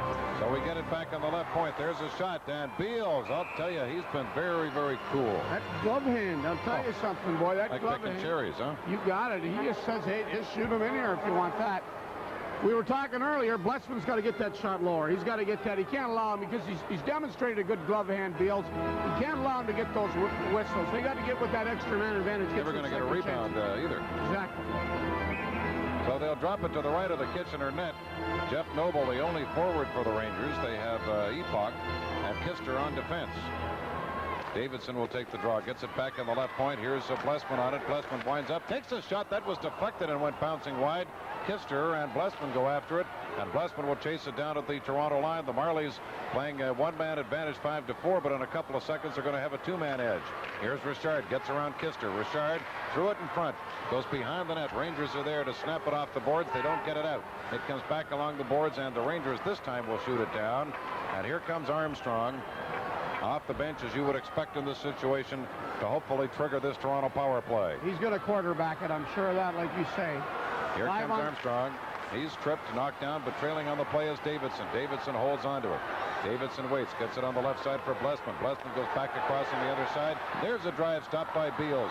The puck is tipped, gets by Davidson, and goes out to center, and Blessman will go back and pick it up for Toronto. Blessman gets it ahead for Richard. Richard looking for some skating room. 1 minute left in the penalty to rumble. Here comes Richard over the line. Richard holds onto it. Richard still has it, gets it back. Richard comes out of the corner, threw it across, it hopped over Armstrong's stick. Armstrong had it knocked off his stick. A good defensive play by who else? Dave Latta. Getting it down the ice. They got to get in. They got to get better chances than they're taking. They're taking low percentage shots when you got a two-man advantage. Here come the Marlies down over the line. It goes to Glenn Lowe's. Lowe's then backs it up. They're having trouble getting over the blue line. Oh, what an effective job. They're not driving at all with it. We have 28 seconds left in the penalty to rumble. 1:45, and the remaining time, and the major penalty to Scott Taylor. And boy, the difference in this hockey game may have been the penalty killing by the Kitchener Rangers. Down they come over the line. The Marlies holding on to it. They'll feed it across on the left side. There's a shot that's blocked. The Rangers can't get it out the first time. Then the second time, Armstrong blocks Moxham. Moxham gets it. Out of this situation, the Rangers doing an excellent job of killing it off. Here comes Rumble out of the box. And here's a lead pass for Moxham. Rumble trying to catch up. Moxham fakes, gets it over to Rumble. Rumble just fanned as he didn't get much wood on it. And the Marlies go back with 1:09 remaining in Taylor's penalty, and Toronto with a one-man advantage. Here's Armstrong. Armstrong feeds it across on the right side for Davidson. Davidson holds onto it. Davidson gets it back on the left point for Ian Pound. Pound feeds it over. They're trying to get somebody in front. Richard gets it back on the point. The Marlies still have some pressure on. It goes to Armstrong. Armstrong gets it over for Richard. Richard is shot. That's stopped by Beals. The puck is held, and Murray Darrell lost sight of it and blew it dead with 45 seconds left in the penalty to Taylor. But, you know, this hockey game controlled by the Kitchener defense while they're playing shorthanded. Hey, you know, so I'm not so sure that Tom Barrett shouldn't say we take a few more of these penalties. They've looked so effective. I'll tell you, the shots that the chances that the Marlies are getting are low percentage chance. Now, Richard comes in from the side. He doesn't have a good angle, and you got that big guy there, because you got to give credit to Kitchener. The Kitchener defense kept them to the outside where there's Darren Beals. I'll tell you something, made some big saves for this team here. But the Marlies, the one or two chances they got were low percentage chances. And when you get a two-man advantage, you got to move the puck in there for a good, solid chance. 4 minutes and 54 seconds left in the period, and you know, you talk about potential citizen plays of the game. You look at Beals, the save he made. You look at the Callahan goal, and this week we are not picking the Molson Cup 3 stars, and in a way I'm kind of glad we're not. You got that right, because there's about 7 or 8 candidates for those 3 Molson Cup stars. You can be sure of that. And I just found out that, are we? I don't know. I don't think so. To get out of it. I'll let you negotiate. Because I want to boo the guy that doesn't. Yeah. I want to let you negotiate it. We'll both get life. Here's Kister shooting it out to center. The Rangers still playing shorthanded for another 30 seconds. And the Marlies desperately trying to get some offense, running out of time. They bring it down over the line. They'll turn along the boards. They can't keep it in. Finally, it's picked up by Bill Berg, being watched by Gary Callahan on the left side. The Marlies will try to get something going. Nelson comes down over the line. The pass for Cramarosa, centers it back in front. There's a whack at it, and Beals makes another big stop. Covers up on a rebound, and it's picked up by the Rangers, and they'll snap it to center. The penalty to Scott Taylor has expired, and what a job of penalty killing by the Kitchener Rangers with 4 minutes to go in this third period. A 5-3 Kitchener lead. Marlies with it at center. Down to the Toronto line it goes, bouncing around to pick it up. Behind the net it goes. Marlies centered in front, going in for the backhand. A shot just missed on a mad scramble in front of the net. Here come the Rangers. Back on the right side for Goodall. Goodall comes back for the Rangers. Goodall over the line. Can't get anywhere. And back come the Kitchener Rangers. On the left side, it's cleared for Cramarosa. Cramarosa gets it back on the left side. There's a quick shot that went wide. Back on the right point, Flanagan will tee it up. It's tipped to Beals. He makes the save. Rebound is cleared. The Marlies still have the puck. And now it's cleared ahead by the Kitchener Rangers. Here's Ron Goodall with it. Goodall comes down over the line. Goodall puts on the brakes, turns, makes a nifty move on Flanagan, who gets a piece of him. Cleared behind the net. Picked up by Moxham. Gets it back. Goodall can't get a stick on it. Goodall, a couple of pretty moves. Comes out of the corner and tees it up. And Bertucci makes the save and covers up. 3:11 to go in the period. 5-3 Kitchener. And the OHL game of the week returns after this message.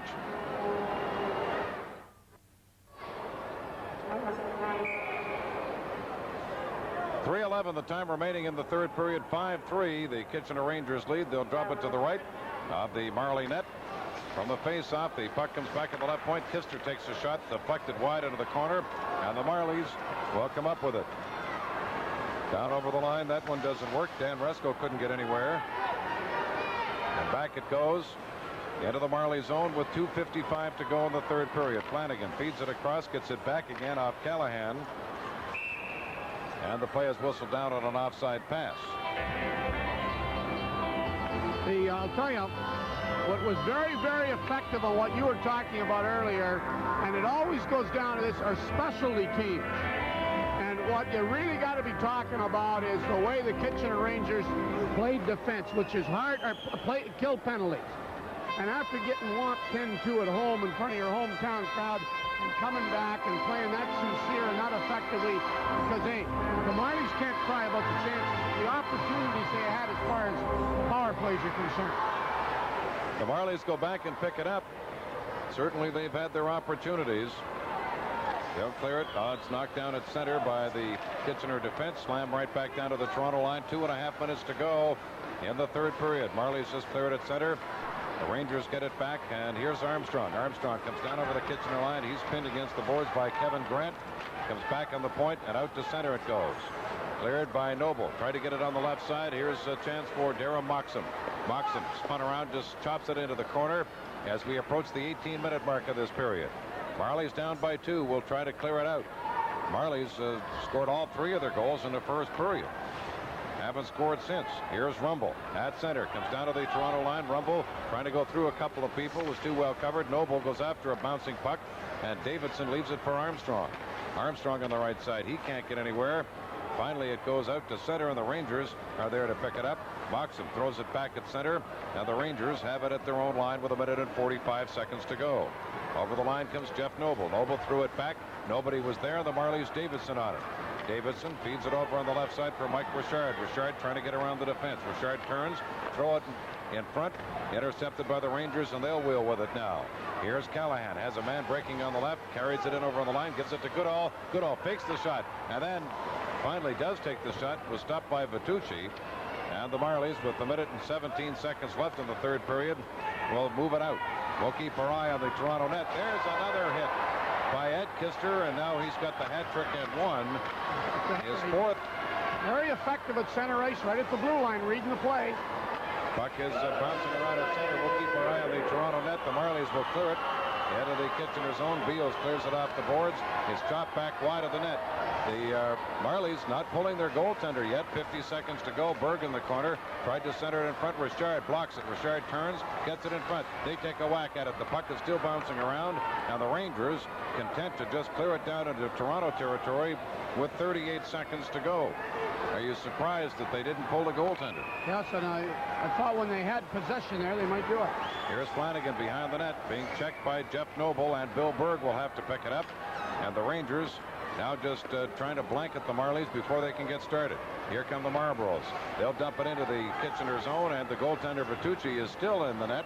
And the Rangers go back to pick it up. Here's Darrell Holmes with it. He has Noble breaking. He'll clear it down the ice. I was going to say turn out the lights. I don't like to say that anymore. And it's touched by Noble. If he doesn't touch it, it's icy. If he does, it's an offside pass. And we'll come right back. The OHL game of the week continues. The Rangers with a 5-3 lead.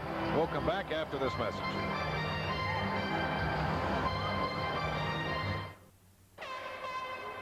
Coming up in the post-game show, our Molson Cup 3-star selection with the first star receiving a sports bag courtesy of Ruth Papaget. Also, our Citizen Corps watch play of the game. Back upstairs. We have 4 seconds to go. They'll go through the ceremonial face-off, and this game will be in the books. Turn out the lights.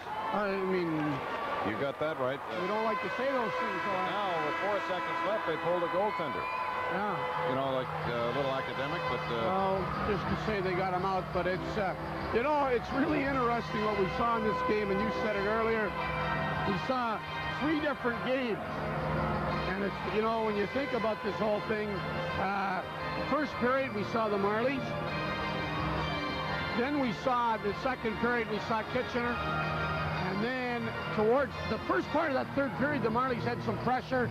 And then that big save by Beals, they come down and make it 5-3, and that's it. It's over. And that's the way we're looking with the final game. Kitchener 5, Toronto 3. And we'll now look for our Molson 3-star. The Molson Cup 3 stars, and you said that we didn't have to pick them. Yeah, well, you were wrong again. I was wrong again, and we picked 2 of them. No, you picked them. Well, you agree. Yeah. Because we I picked 2 of them. Anyway, we're going to take a look at these 3 stars here, and I think they're well deserving.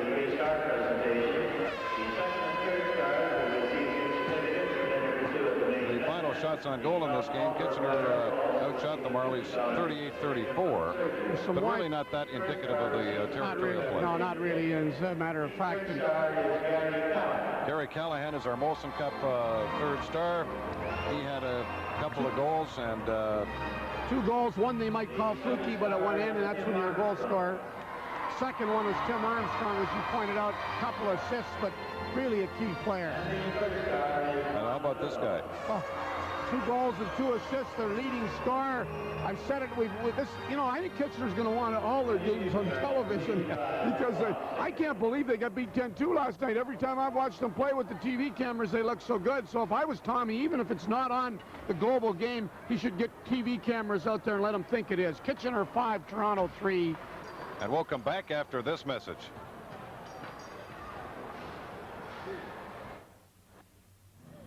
There you see our final score. The Kitchener Rangers 5-3 over the Toronto Marlboros, and it's time now for our citizen play of the game. And we had a lot of choices in this one. There were some 5 plays on both sides, but we came up with a guy, Gary Callahan, who had another fine game. He played well in the win over the Guelph Platers last week. He sure did. Now take a look now. Callahan's got the puck at center ice. Watch Holmes drive. He lays the puck over him, but watch him come over to pick the pass up, which you try to teach him. Now he comes into the top of the circle, fakes a slap shot, comes in there with a nice wrist shot, moves into the center where he's got the better shot, fakes the play, but the real play at the blue line, he feeds Holmes. Holmes drives, takes the defenseman. He slides over there. You try to teach that. Lots of times that center will come in and he'll just kind of fool around and float around. He made that whole play and deserves that watch, and let him know that we picked him, so we want to use the watch 6 months of the year. Well, because he's from Oshawa and I can find him somewhere. Well, maybe Gary can just tell you what time it is once a week or something. Okay, I accept that. Great play, and I'll tell you something that to top it off, the old wristwatch, the old wrist shot for a wristwatch. Give him credit. Okay, let's go downstairs. Gary now is down with Paul Romanuk. Well, Mr. Amit Freiberg is present from the Citizen Quartz Watch Company to present the watch to Gary Callahan. Congratulations, Gary, of being the Citizen Player of the Game. On behalf of Citizen, I'd like to present you with this beautiful Citizen watch. Thank you very much. Congratulations. Well, Gary, certainly as far as the Kitchener Rangers are concerned, I guess every victory has to be considered a step forward. You're a team very much in the middle of the pack. Likely won't contend for first place, but do you see yourselves perhaps as dark horses? I think we should step up a couple places. We're a little inconsistent right now. We're not playing as we should every night, and we've got a good team. We've got the potential. If we put it together towards the end of the season, I think we'll move up. Well, maybe 2 notches. A team that is remembered primarily as a defensive team, but as we'll see in this replay, you can certainly do it offensively as well. Let's take a look at the Citizen Quartz Watch play of the game. Gary Callahan instrumental in that, and you can just maybe tell us a little bit about it from your perspective. Well, we had a 3-on-2 here, and I gave the puck to Holmesy, and he gave it back, and I was going to shoot, but I thought I'd get cut off because the guy was coming across and just stepped in the middle and shot. You display a number of tricks of the trade, if I can call them that only veteran players seem to display. How long has it taken you to fully get comfortable in this league and playing at the level that you seem to be playing at this season?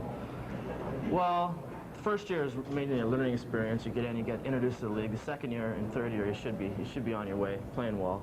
If in your first year, if you get a lot of ice, like a lot of guys don't get a lot of ice, just breaking them in, so it takes them longer than other players. I know Tom Barrett likes a very tough hockey team. He has a reputation as being an aggressive coach. This is not an aggressive team, however, despite some pushing and shoving we saw this afternoon. For the most part, you're a team that likes to stay out of the penalty box. Yeah, well, we don't like to be shorthanded too much because we don't have the great superstars that can do the stuff. We just have to work hard and grind all around the ice. Are you a team that you would characterize as an aggressive team, or are you trying to find a happy medium in there? We can play it both ways. I think we can be aggressive at times. It depends how the game's going. Yeah, if they want to hit, we can hit and do it. Like if they want to skate, we can skate too. Gary, lots of trades going on in and around the Ontario Hockey League right now, and your name has come up a couple of times. How would you feel about changing scenery at this point? Is it something that concerns you or other players on the team? Do you give it much thought at all?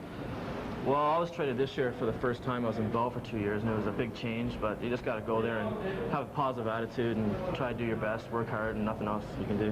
When you came over to the Ems division, did it take you a while to adjust, seeing a lot of teams that, of course, you only see maybe 2 or 3 times a year when you're playing over in the Leyden division? Yeah, it's like playing in a new league. You don't know that many guys. The guys don't know you, and it's hard to get to know the guys and stuff. Get to know who you're playing against. There's a lot of talk in and around the league, people saying that the Ems division is the tougher of the 2 divisions. You played in them both. How do you feel about that? I think the Ems division is a lot more closer. Because teams are they're fighting for a spot, and the other division, they're a little more spread out. Like, you know who's going to get what place. Gary Callahan with a pair of goals, the Kitchener Rangers with a 5-3 victory. Our post-game show continues in a moment.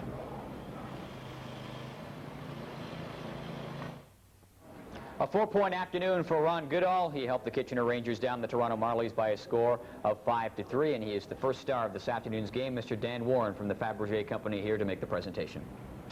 Ron, on behalf of Fabergé, I'd like to present you with the Fabergé Brood 33 sports bag. And great game. Thank you very much. Thank you. Well, Ron, certainly the Kitchener Rangers have been characterized by their coach as a team that won't quit. Not as aggressive a team as you'd like to see, but nonetheless a team that won't quit, and I think we saw case in point this afternoon.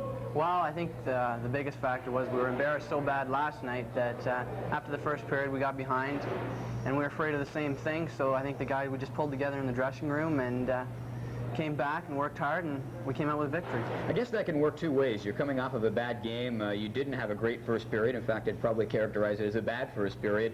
The team, I guess, can do one of 2 things. Either say, here we go again and get down, or pull yourselves up. Why did you do the latter? Well, to tell you the truth, right here on TV, if we'd have lost this game, we'd have had to go home and watch the other game on TV for 3 or 4 hours, and I don't think anyone wanted to do that. But I really think the guys we went into the dressing room after the first and said, guys, let's just not get down on each other, pull it together. And we worked hard and came back. Commented on this earlier in the broadcast, and I'd like to get your reaction to it. Ems division teams only see Leyden division teams an average of 2 times a year, once at home and once on the road, and yet there seemed to be a fairly intense rivalry out there. Can you explain that? I think when they know that you only play them once or twice, you want to go into their building, and vice versa. They want to come into your building and put on a good show for the fans.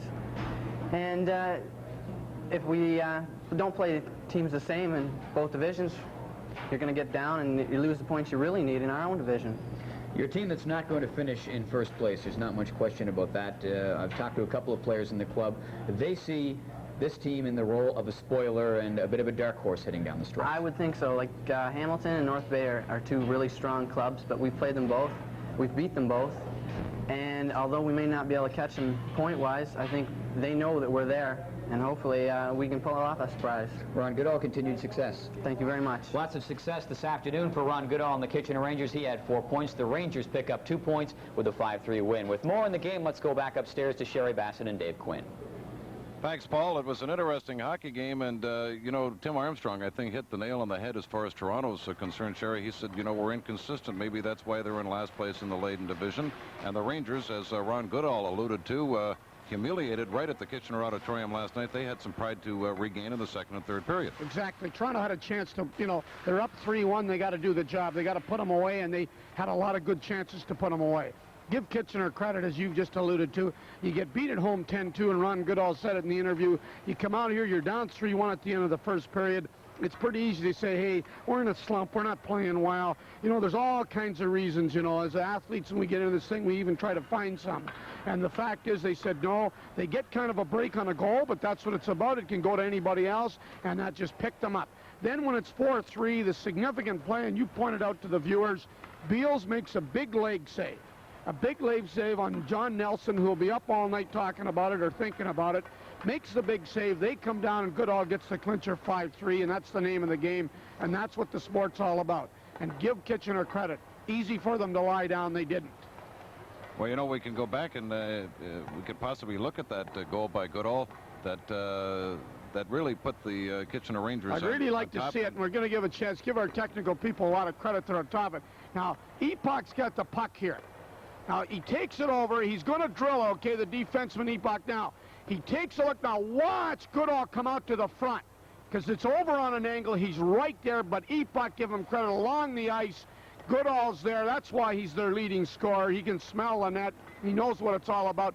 Two guys that weren't drafted into the league, two pretty good stars, which I've always said in the couple of weeks we've been together, if you love the game, don't quit on yourself. There's a chance to play, and those two guys are living examples of it. You know, we talked about this game this afternoon. It was an excellent game. We had a good one in Kitchener last week, and I'm really looking forward to the next one when we're in Peterborough next Saturday for the Pete's and the Guelph Platers. Always a good game out there, and besides that, there's a good rivalry there.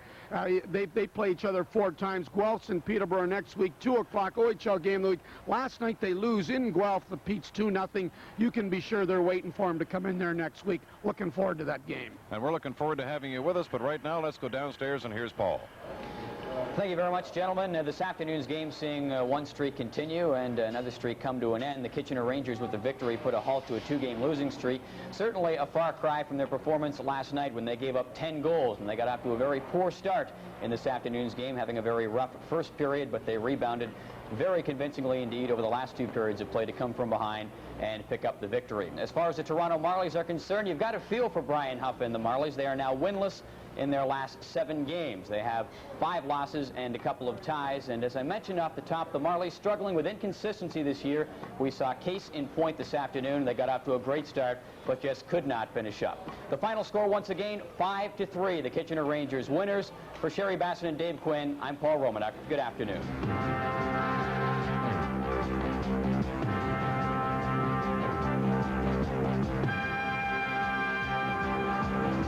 The Ontario Hockey League Game of the Week brought to you in part by Molson, celebrating our 200th year of brewing excellence in North America. The best is yet to come. And in part by Shell and our dealers across Ontario. Coming up 1 week from this afternoon, the Guelph Platers lock up with the Peterborough Petes live from Peterborough.